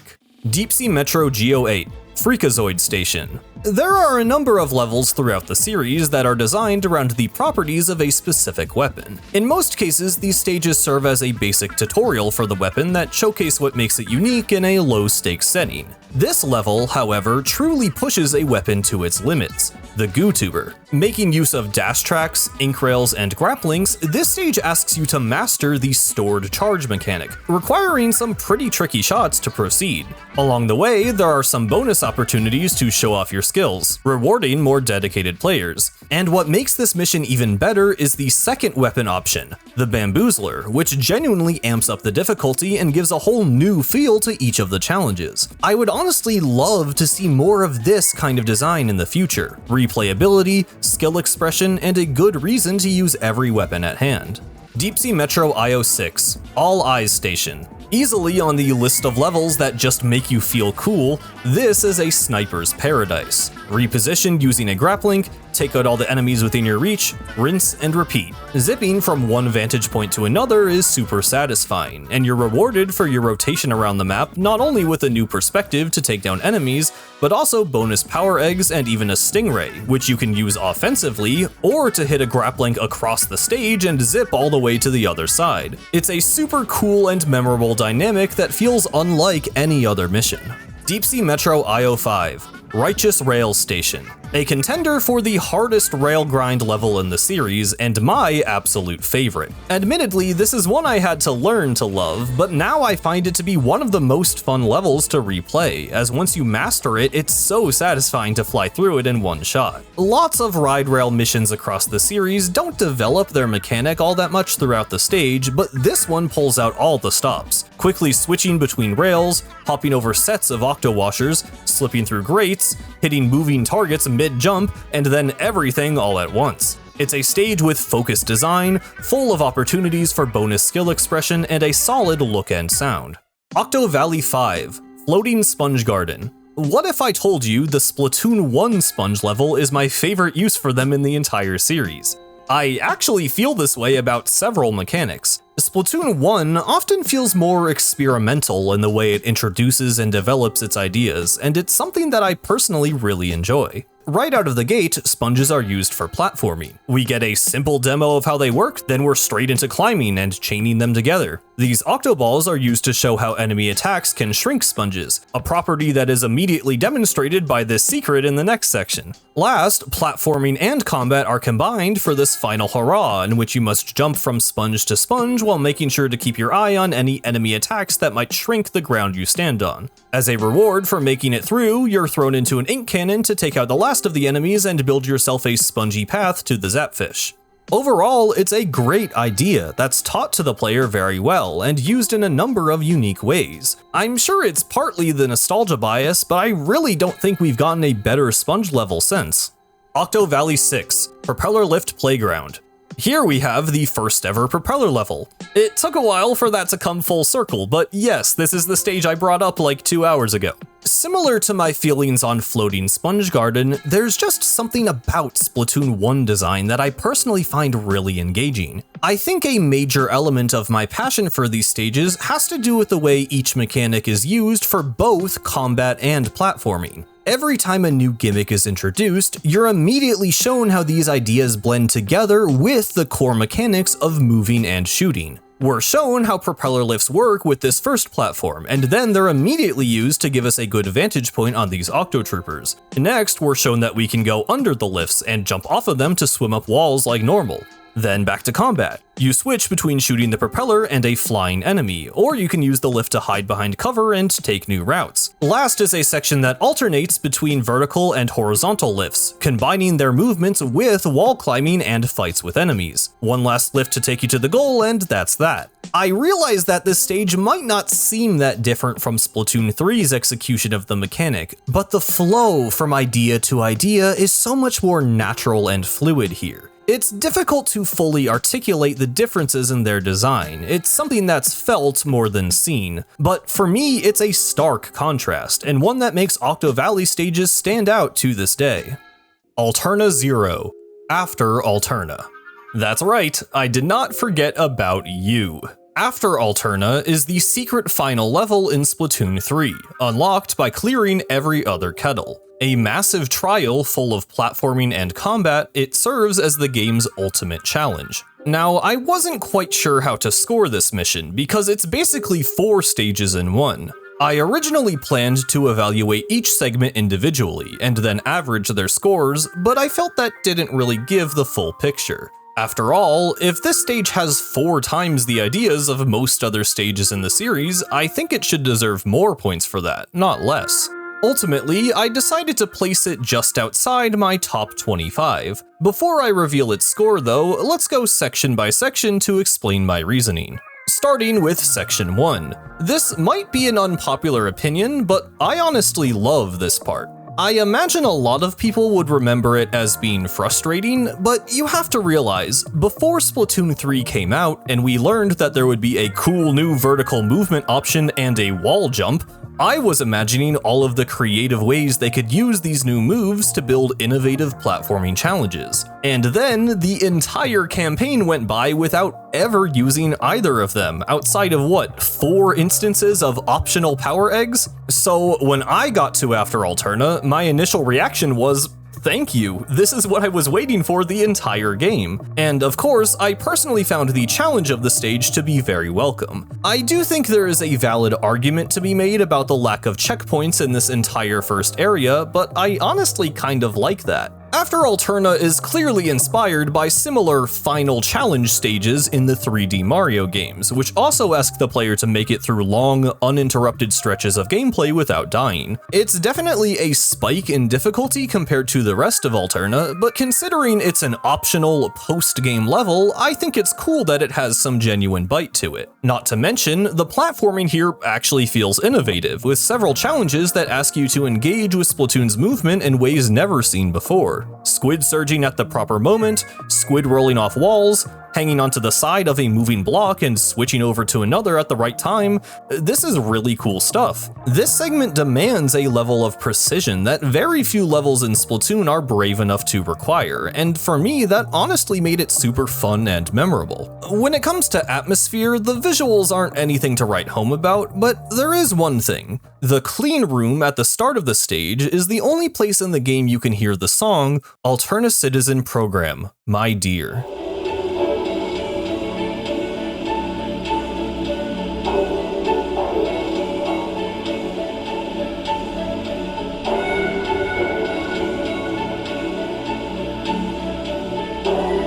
This is a beautiful track, whose title and melancholic feel seem to represent the emotions of an Alternan human. We're never given any more context for this song, or who it was written by, but it is a fascinating little detail, and I would be remiss to not credit the stage for its inclusion. Moving on to Section 2, this part is not quite as unique or challenging. It's a pretty solid rail grinding level, but since you have the most likely upgraded hero shot at this point, it doesn't ask the same aiming ability of the player that these kinds of stages are typically designed around. To be fair, the level does seem aware of this, spawning in many more balloons than normal to compensate for the hero shot's quick fire rate. This is most obvious during the final drop, where the game spawns 10 balloons at once that you have to hit mid-freefall, which is a pretty cool and memorable idea, even if you basically just have to flail your controller around. Section 3 brings it back with some of the best platforming in the entire game. As I've made clear, soaker blocks are my favorite new mechanic in Splatoon 3, and this is the best use of them we've ever gotten. Having to manage the very ground you stand on by alternating between shooting enemies and throwing small fry is a really cool dynamic. Connecting 2 soaker block paths together, sprinting across this giant bridge before the soaker blocks retract, blasting an oversized octopod off the edge to ink a massive tower, they really went all out for this part. And look at this, a piece of level design that incorporates small fry, soaker blocks, and squid surge. 3 mechanics new to Alterna in one place. This is genuinely super cool, and it proves that these ideas did, and still do, have a ton of potential. Once again, I understand that this kind of design isn't something you can demand of brand new players right out of the gate. Still, I think it's a shame that it took until the very end of Alterna to actually see platforming that feels unique to this game. There clearly are a lot of of ideas you can get out of Splatoon 3's movement, and I really wish we got to see more. Of course, this is a problem After Alterna doesn't have, but I do get a kind of bittersweet feeling playing this stage and imagining what the rest of Alterna could have been.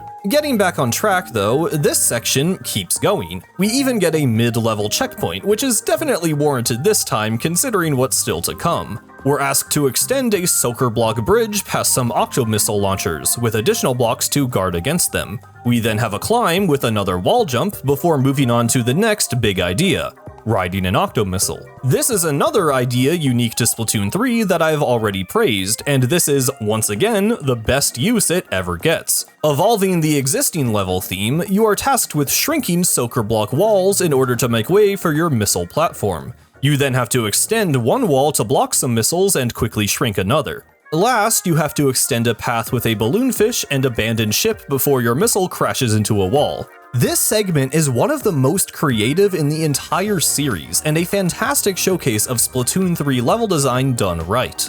And finally, Section 4. Basically, we have Girl Power Station at home. Considering most of After Alterna focused on platforming challenges, part of me wished that this was instead some kind of climactic climb, but I guess it makes about as much sense to use this opportunity as a final test of the player's combat abilities. And maybe this is why we barely saw Octolings the whole campaign. They were all hiding out here. With 3 waves of enemies to get through, and with more difficult spawns to camp than those in Girl Power, this section can be pretty tough. If you have a decent number of upgrades, it's definitely manageable, but dealing with multiple enemy specials at the same time can lead to some hectic fights. The terrain also transforms between each wave, which isn't all that impactful, but does lead to a slightly more dynamic battle. Splat the last Octoling, take the launchpad to the goal, and you've beaten Splatoon 3's final challenge. As someone who found most of Alterna to be somewhat disappointing and underwhelming, it kinda feels like Nintendo banked all of their good design points on this one stage. Its creativity and scope make it one of my favorite levels in the game, even with its lackluster presentation. After Alterna is not quite the iconic finale that Inner Agent 3 was to Octo Expansion, but it's a surprisingly difficult and satisfying conclusion to what is otherwise my least favorite campaign.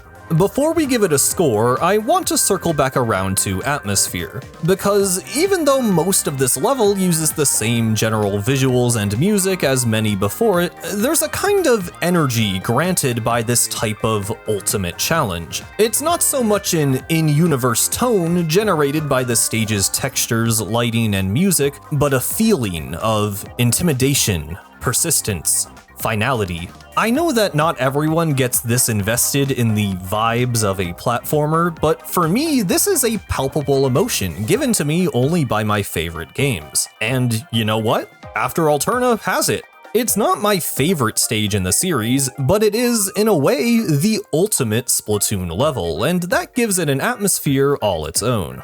With all of that taken into consideration, here is the level's final score.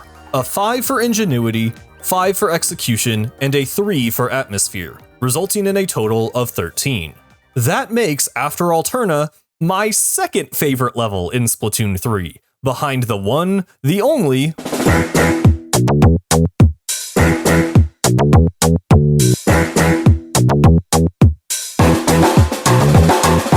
Alterna 205, Tread Heavily. I'm not kidding, I genuinely think this stage edges out After Alterna by just a bit.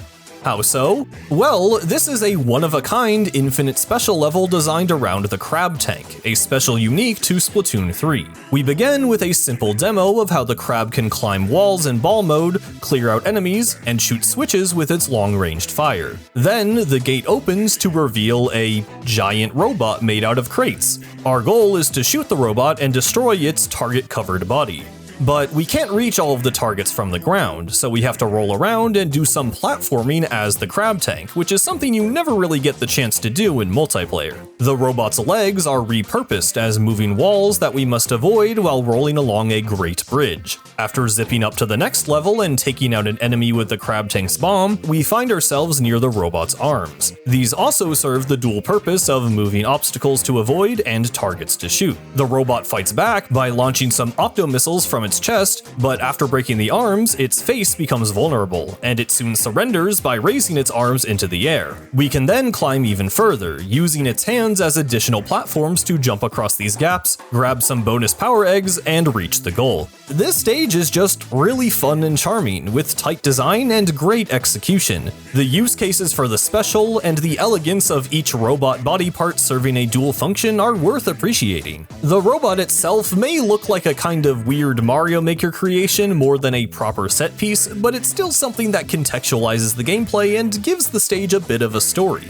And of course, this stage introduces us to Seep and Destroy, the music track colloquially known as Bang Bing, a perfectly fitting score for a silly yet well-designed level. And so, closing out our first campaign, this stage sits at the top of Alterna's rankings. Octo Valley 12. Flutter Junkyard. Flutters have always been a pretty distinct enemy type, as they cannot be destroyed and because they one-shot you upon contact. Back in Splatoon 1, they appeared almost exclusively in these mazes, where you had to find your way through while sneaking around or outmaneuvering a number of the killing machines. This made for a really unique style of mission, where you would dive in, find a key, and then try to make your way out alive. Splatoon 1 did not have the built-in hero armor mechanic, so any slip-up would lead to an instant death. This dynamic gave the missions a nice sense of tension on a first playthrough, and a satisfying sense of mastery on repeats, as you learned new ways to navigate the stage. Another thing that makes these levels stand out, the gamepad. Splatoon 1 actually had a turf map for every single level in the game that would display on the gamepad. For the most part, this is pretty useless, but here you're actually meant to use the map like a radar to detect an enemy that is otherwise invisible. You just have to ink where it is, so chances are you could get lucky and kill the guy on accident, but hey, it's a unique idea, and literally the only time in the series that the single player has made use of the map. The visuals are pretty strong as well, with a grim industrial vibe and a cool flutter statue at the end. Octo Valley 25. Bar-flung flutters. How do you evolve the idea of enemies chasing you around a maze? Easy. Add the third dimension. This time around, you navigate to the key, unlock the vault, and then platform on the tops of the flutters to get to the next area. Enemies that serve a dual purpose for platforming are something that I just find really cool for some reason, and it works seamlessly here for some interesting combat and movement. The second half of the stage is just an evolved version of the first, with a larger maze and more flutters to contend with. Again, the skill ceiling for these stages is surprisingly high, with lots of chances to just barely slip through if you're fast enough. Once up top, you're tasked with hopping across walls and taking out enemies until you find the final key. It's simple, but effective. That's the mantra of Splatoon 1. Deep Sea Metro CO6, Bust and Move Station. This mission takes place on an unorthodox floating platform that rotates 90 degrees every few seconds. Your goal is to break all of the target crates without slipping off. This leads to some really interesting movement as you attempt to maneuver around the spinning stage. It's a challenge that ends up making you feel really cool no matter what weapon you're using. And since you can break the crates in any order, there are tons of ways to go about it. You can ink surfaces ahead of time if you know you're about to climb, or position yourself at the top of the structure and let gravity do the work for you. It's not that long or complex, but it's an incredibly fun stage to optimize, and it looks pretty great, with this cloudy skybox making you feel like you're high above some unseen city. Deep Sea Metro E11. Bodacious Rotation Station. Basically, the cooler Bust and Move Station. As a souped-up version of the previous mission, this one begins with a ride rail around the level just to get a look at what's even going on here. Like before, there's a massive structure that rotates 90 degrees after a short period of time. Only here, rather than simply breaking crates, the objective is to collect 8 data points, so you have to physically traverse the entire thing, all the while taking care of enemies, opening doors, and breaking your way through crates. crates. Once again, the stage has tons of unique movement that you aren't going to see anywhere else, leading to a sense of vertigo as you let yourself fall down onto a lower platform. If that wasn't enough to contend with, the stage also spawns in some UFO riding snipers partway through, which you can take out with your splat bombs. These two missions are some of the coolest tests of the player's platforming skills, requiring you to think and act quickly, and I absolutely love them. Deep Sea Metro F10, Cubular Station. Continuing the trend of rotating levels, Cubular Station places you inside a massive structure made up of 9 rooms, which can be spun manually by inking a switch in the center. You have to use the rotation to your benefit in order to climb walls, slip through grates, and collect the 8 data points. It feels almost like a Zelda dungeon in its design, with the stage essentially acting as a giant puzzle box, while still feeling like a Splatoon level, allowing you to take advantage of the level's orientation to climb surfaces and reach new areas. It's a super creative idea for a challenge, and I can't imagine a more seamless execution. Deep Sea Metro B11, Tubular 8-Ball Station. Similar to Girl Power, around the time of Octo Expansion's release, the 8-ball levels garnered a reputation for being notably difficult, potentially to an annoying degree. I'm not quite sure what the general consensus is on them nowadays, but personally, I have always loved them, and my admiration has only grown with time. Taking Splatoon's core gameplay and slowing it down with more puzzle-oriented challenges was a risky decision, but it's one that, in my opinion, absolutely paid off, thanks to the genius design of these stages. Each one of these 8-ball levels is designed around the ball's physics, its interactions with different surfaces, vulnerability to enemy fire, and the player's ability to keep it from falling off, lest they soon find out what happens when they fail. Fully embracing the campaign's vaporwave inspiration, the music is a calm yet somber track titled Number 8 Regret, an iconic piece that perfectly scores the methodical gameplay. Let's get into what makes each of these stages stand apart. Tubular Station is based around differing levels of friction, as well as these tracks that carry the 8-ball from one place to another. After a short demo of the latter, we're tasked with pushing the 8-ball along a narrow path made of cushioned flooring, which allows the 8-ball to be rolled slowly as we protect it from enemy attacks. Next, we roll the ball onto a slick glass floor and bounce it against a bumper, careful not to let it out of our control. The ball rolls down a track, bounces off another bumper, and triggers an ink rail, allowing us to follow. After some more dangerous enemy dodging, we're asked to burst a balloonfish at the peak of the ball's bounce to launch it to the goal. While not quite as impressive as the following missions, this is a great stage in its own right, exploring one property of the 8-ball through a number of cool interactions. The gameplay, visuals, and vibes are all there, it's just not my favorite of the bunch. Deep Sea Metro DO5, All That 8-Ball Station. As I mentioned a while back, every single 8-ball level has some kind of clever spin on the idea. This one is pretty funny because it basically goes, what do you do with an 8-ball? Well, duh, you play pool. All That 8-Ball Station is about lining up your shots and trying to sink the balls into 7 switches with an E-leader. This one can be pretty tricky, but in my experience, it's really fun trying to experiment with hitting the balls in a different order and trying to see how many switches you can hit with just one shot. It's an idea that makes so much sense, but still feels kinda genius with just how well it was executed. Deep Sea Metro GO9, Whack 8-Ball Station. The first half of this level begins as a pretty standard platforming mission, with just some rotating platforms and enemies to worry about. Halfway through, you climb this tower, which can be rotated with a switch to grant access to a new path. After a short bout with some enemies, you grab a key, take it back to the tower, and unlock a vault containing an 8-ball. Therein lies the level's twist. Now, the objective is to take the 8-ball backwards through the first section. This begins with a flashy sequence of launching the ball to a higher platform, and then some careful movement across this sliding lift and this spinning obstacle. Drop the ball down to the start and you're done. I'm running out of ways to say clever design at this point, but yeah, another fantastic idea and a beautiful looking stage.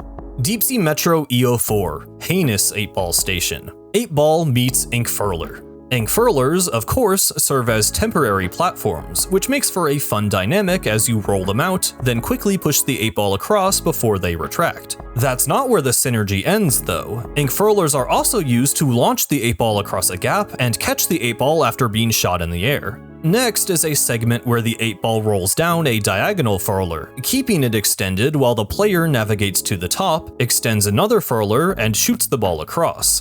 We end with a chaotic section that has the 8-ball flying back and forth across sets of launchers as we inch it forward toward the goal. More amazing design that incorporates yet another mechanic.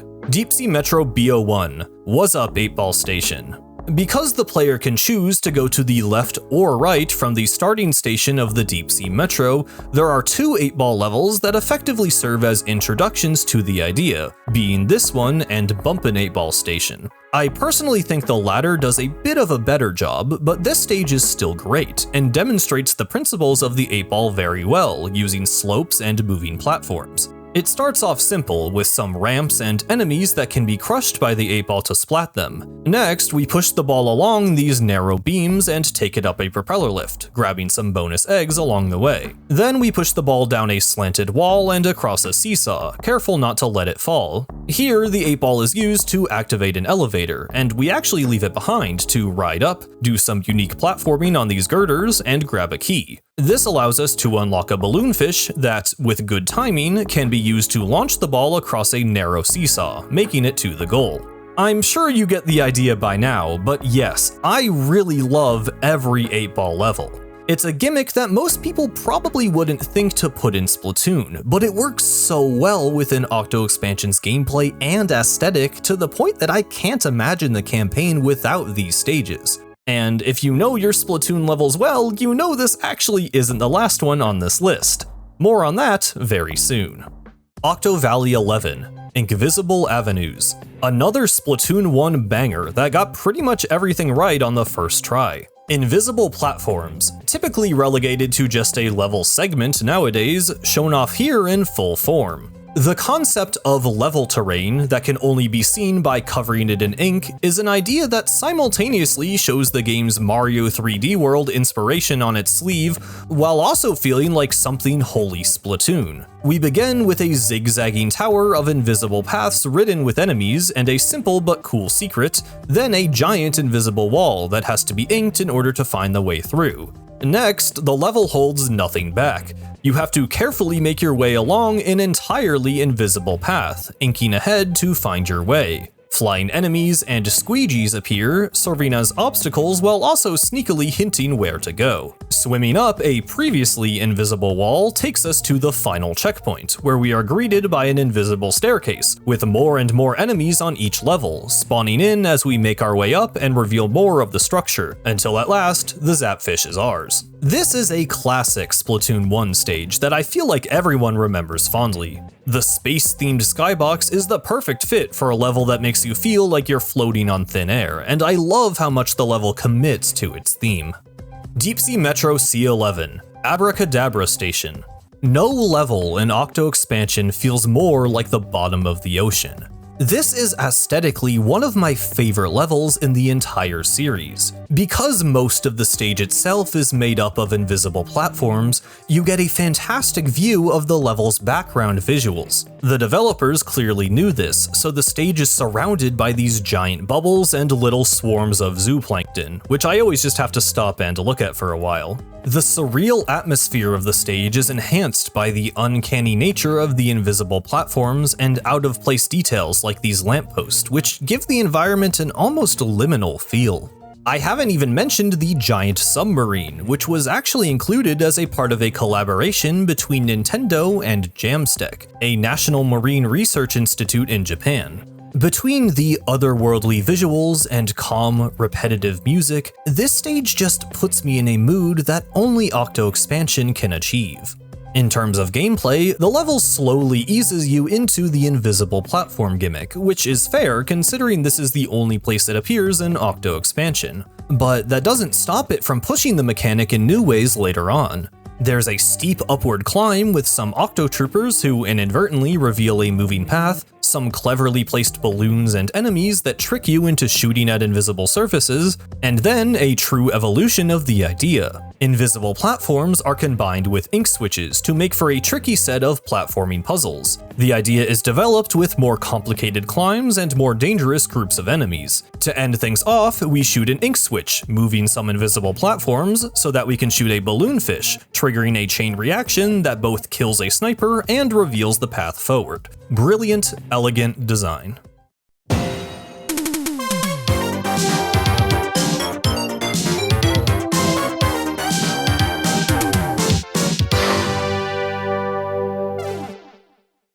Here we are in S tier. 13 stages that, in my opinion, are the absolute pinnacle of Splatoon single-player design.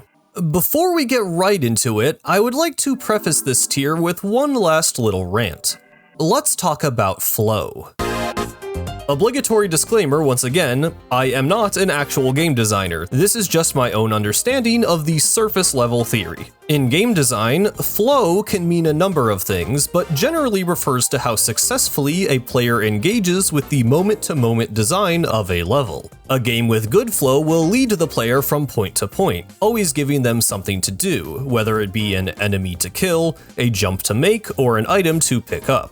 A player can achieve a flow state if the level of challenge presented perfectly aligns with their level of skill. What constitutes good flow will change over the course of a game, ideally at the same rate that the player's skill increases. This is what a difficulty curve is for. The goal of increasing difficulty is to keep the player as close to that flow state as possible, without veering too far on either side.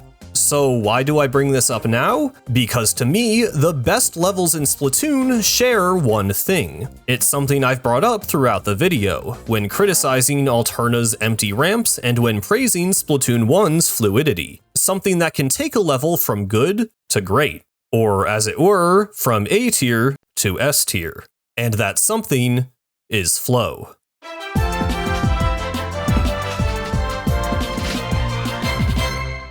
Octo Valley 24, Pinwheel Power Plant. This late game level may not introduce any bespoke mechanic, but it features some of the best, most engaging platforming in the series to date. By the end of Splatoon 1, the developers really pushed the core movement just about as far as it would go. Spinning platforms, grates, walls, how about everything? None of these ideas are explicitly new, but I think the stage deserves points for ingenuity due to how well it manages to blend together several core elements of Splatoon platforming. It also manages to tie them to the visual theming of a pinwheel power plant, with some of the platforms even connecting to unique background elements, like this massive turbine. The level is broken up with the short burst of combat on narrow walkways, which gets some nice use out of the Inkzuka. Then, the platforming is developed even further with vertical pinwheels and shifting floors. It's a stage with tons of variety that has you constantly moving from point to point, shooting enemies, inking platforms, and making tight jumps. It's fast, fluid, and has excellent flow from start to finish. Octo Valley 4, Gusher Gauntlet. One of the most iconic levels of Splatoon 1, Gusher Gauntlet is, unsurprisingly, the introduction of the Gusher, a fun and versatile mechanic that launches the player upward while dealing damage to enemies. This level's flow is also fantastic. Just look at this sequence where the Gushers lift the player up, only for them to rain fire on enemies and crates as they fall back down.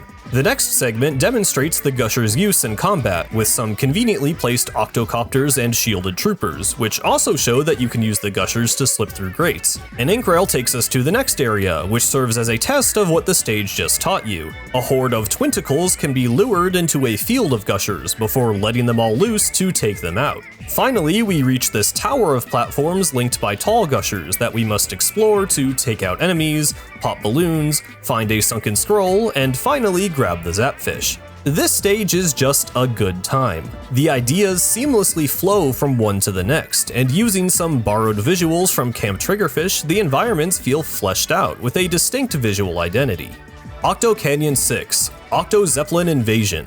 The first ever charger level, and still my favorite to this day.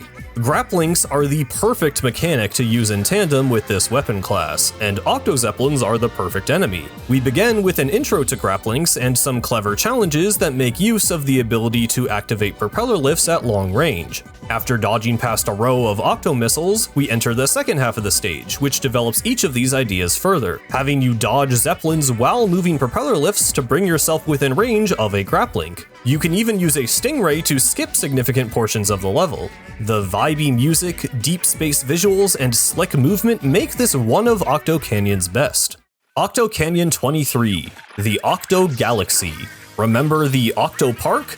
This is that turned up to 11. It's fast, it's frantic, it has you jumping off ride rails onto dash tracks, jumping off ride rails over ink pistons onto another ride rail, popping balloon fish to extending furlers, you get the idea. It's a great evolution of the movement mechanic that amps up the difficulty to a satisfying degree, even incorporating some unorthodox movement like these slanted platforms and this diagonal ink furler climb. I love the little shortcuts you can take by jumping off curved rails at the right moment, and the fact that there's an alternate ride rail that takes you to the scroll. The return of Tentacular Circus for the stage's background music is perfect, and it gives this level an energy unmatched by any other in Splatoon 2, ending with a climactic series of jumps over a piston, past an enemy, and through a grate, before one final mad dash to the Zapfish. With great flow and great visuals, this is the peak of Octo Canyon. Octo Valley 17, Octo Sniper Ramparts. First off, I have to talk about these visuals, because this may just be the best looking level in the series outside of ending sequences. The floating islands actually look like proper environments, with grass and trees and signs and structures. The massive spinning windmill blades help to make the background look lively and dynamic. The grates are replaced by rope netting, and a giant pavilion serves as the centerpiece of it all. Few stages have a visual identity this fully realized, and I'm a big fan. Now let's talk gameplay.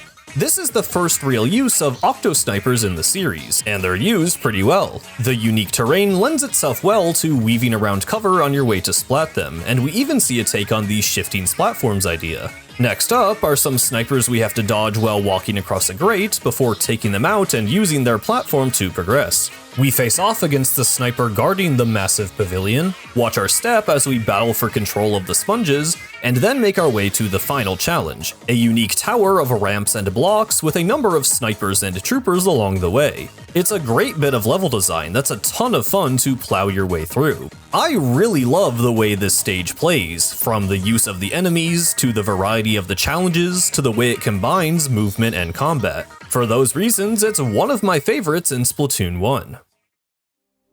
Deep Sea Metro CO3, Bumpin' 8-Ball Station. Let's slow things down one last time with the final 8-ball level on the list. Bumpin' 8-Ball is the first one of these missions I ever played, and as such it still stands out to me as the most memorable. I mentioned earlier that this stage serves as an introduction to the mechanic, but that doesn't stop it from getting great use out of all of the 8-Ball's properties. Starting with some differences in friction between the slick floor and sponge platforms, bounce pads to launch the ball forward, and some enemies to take out, the difficulty of the stage will immediately become apparent.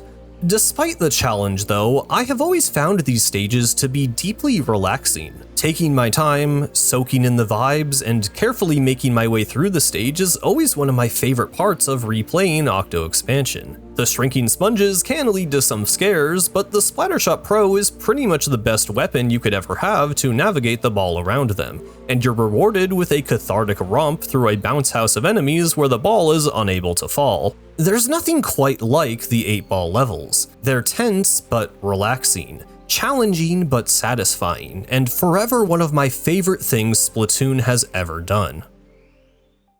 I've said it before, and I'll say it again. The Deep Sea Metro Escape is one of my favorite parts of any game ever. Nothing else I have ever played has managed to hit quite as hard as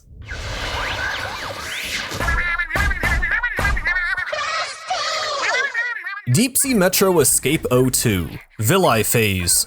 Serving as the second phase of the escape, this is when the climb out of Kamaboko goes from intimidating to empowering. And as the music gets more intense, so does the gameplay. Beginning the stage with no weapon, you have to lure an Octo Seeker over some crates so that you can grab a key. Then there's a precise ink rail section that has you dodging waves of Octo missiles before tricking an Octo Trooper into shooting a path forward. This rewards you with access to splat bombs. Taking them back to the start of the stage, you can now ink a switch and enter another challenge. Here you have to use your bombs to align propeller lifts while dodging Octo hurlers. Eventually, you come across a main weapon, the Octo Shot. Making your way over and grabbing it, you're now armed and ready to continue. Climbing up the previously inaccessible wall, you open a door, use more ink rails to avoid a sniper, and complete the phase. Not only is the design here especially fun and challenging, but there are so many details that add to the feeling of this moment.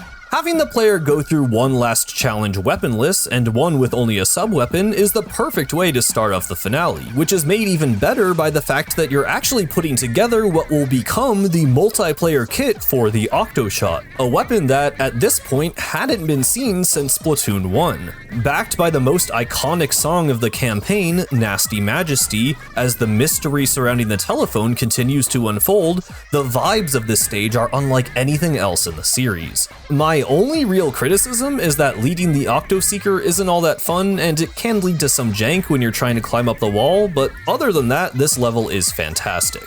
Deep Sea Metro Escape 01, Coccyx Phase, a stealth mission in Splatoon. Funnily enough, stealth has always been a core element of Splatoon gameplay. Hide in your ink and enemies can't see you. But in single player, this has always been very optional. Situations where you might want to use stealth are exceedingly rare. So to see a stage that actually makes stealth the optimal way to succeed is really cool. Stealth sections are typically pretty divisive across gaming as a whole, but I would say this is a really good one. You aren't just sneaking around corners and avoiding sight lines, but also doing some precise platforming to avoid getting caught. If you do get caught, these unique spawn points will trigger, placing several more enemies in your path, making it hard to get through but not impossible. That means you can just brute force your way through this stage, but for most players, sneaking past is definitely the better way to go. Every single one of these encounters feels fine-tuned to a degree we only really ever got in Octo Expansion.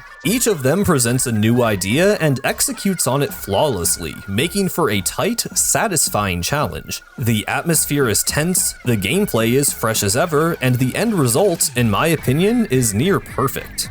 Deep Sea Metro Escape 06, Peristalsis Phase. This is potentially the most divisive of the escape phases. The Peristalsis phase demands a level of multitasking that can be a bit overwhelming, even to seasoned players. But in my opinion, replaying and mastering the stage makes it one of the most fun challenges in the series. The main focus of the stage is a single moving platform, which is powered when the player shoots at the energy core. The energy core, however, is vulnerable to enemy attacks and must be protected while the platform moves, hence the multitasking. How do you like sprinklers, and octocopters, and octotroopers, and missiles, and washers, and commanders, and bombers, and lasers? It is a lot to deal with, but the stage gives you everything you need to succeed, including ink refills and checkpoints that restore the energy core's HP. The pace of the level is up to you, so stop and rest if you need to recover. Make sure to look out for propellers that drop walls down in front of the missiles, and be sure to target heavy-hitting enemies before they get a chance to strike.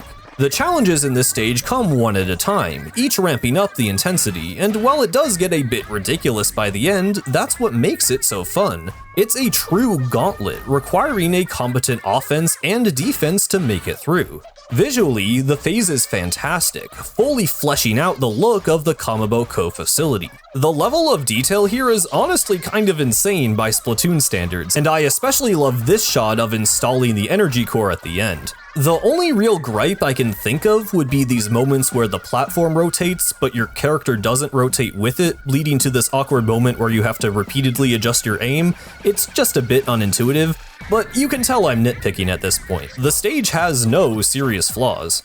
Deep Sea Metro Escape 04, Intestinal Phase. Well, here's a twist. Anyone order a Mission Impossible laser sequence? Not only is this finale a gauntlet of everything the game has shown you so far, but it has some entirely new tricks up its sleeve too. The idea is introduced and developed within just a few iterations, but all of them require precision jumping that feels super cool to pull off. Especially the moving laser section, which ends with a wall of lasers that can only be avoided by quickly inking and and climbing a wall. The whole thing honestly just feels kind of badass on a level I'm surprised they managed to achieve with Splatoon. Visually, once again, it's outstanding, with tons of small details like the lasers looking like inkwells and all of the IV drips along the walls. There's even some significant dialogue, with the telephone reawakening, capturing cuttlefish, and questioning 8's resistance. The stage ends with a final maze of lasers and a drop into a dark hallway, littered with IV drips and surveillance warnings. It's a really interesting atmospheric shift at the very end of the phase that fills you with a sense of dread.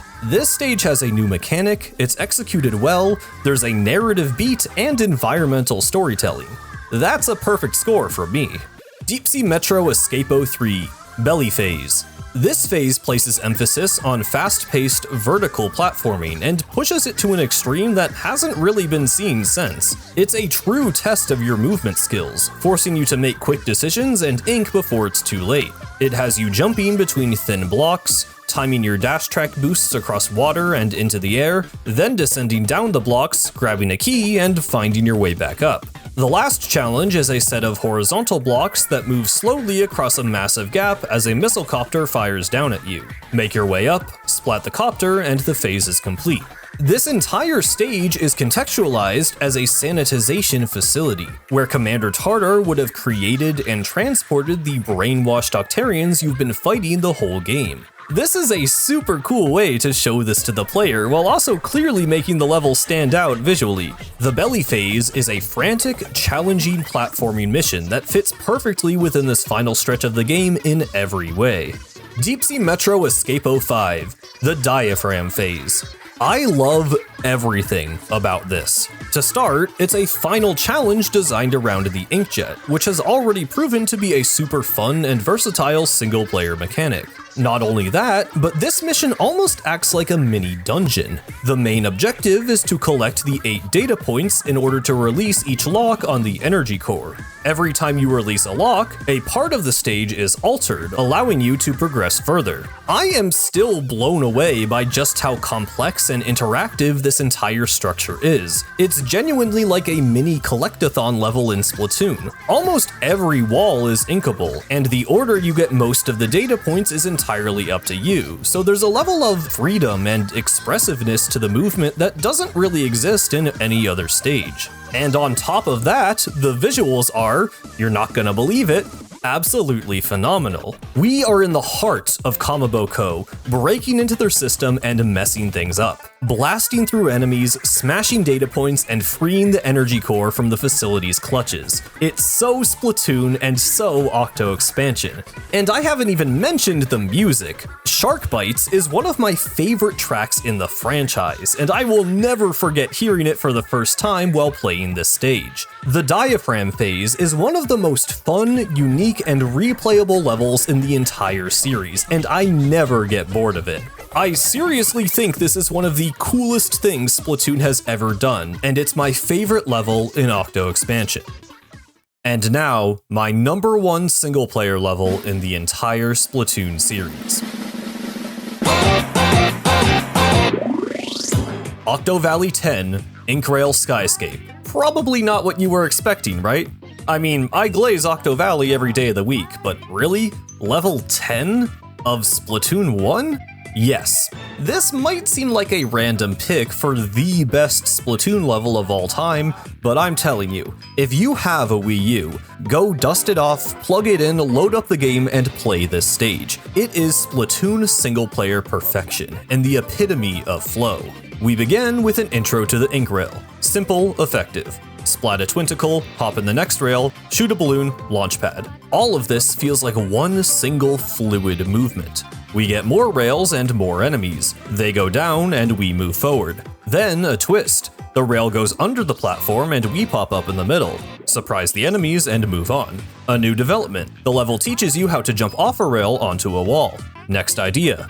Boom, boom, boom, bop, bop, bop. Next idea. Twinticle on the right, Twinticle on the left, ink the wall. Then it slows down.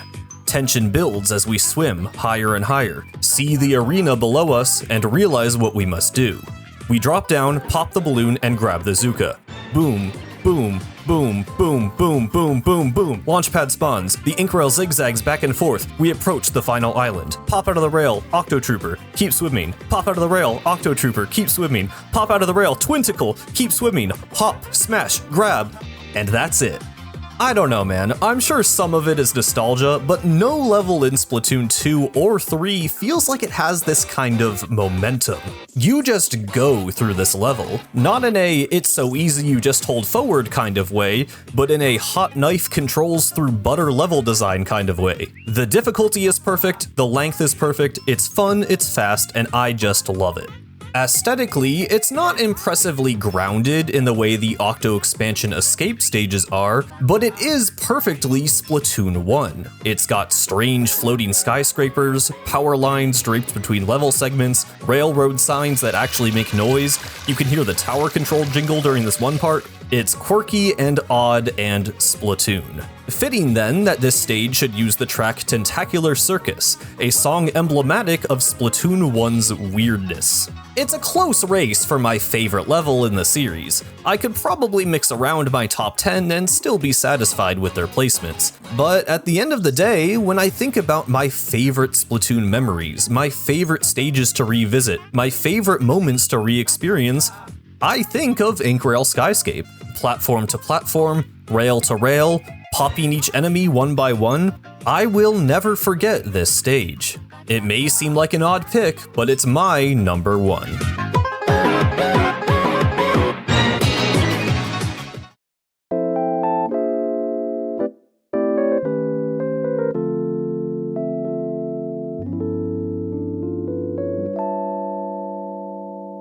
And there we have it. Thank you so much for making it all the way to the end. This is obviously a bit of a different kind of video compared to what I've been making, and it ended up being very, very long, so seriously, if you watched any amount of my ramblings, or even if you just clicked to see my top 5, thank you. Now, I'm sure I don't need to tell you this, but I imagine a lot of people are probably going to disagree with a number of the opinions shared in this video.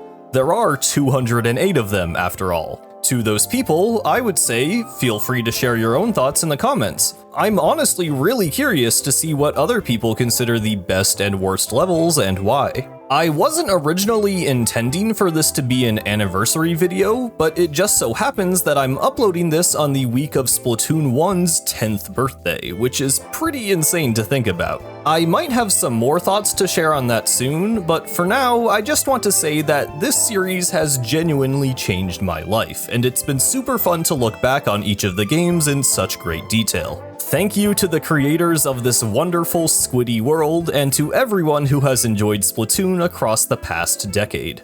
After my last major video, I had said that I wanted to try working on some smaller scale projects, and clearly that isn't what happened, so I'm not going to make any promises this time.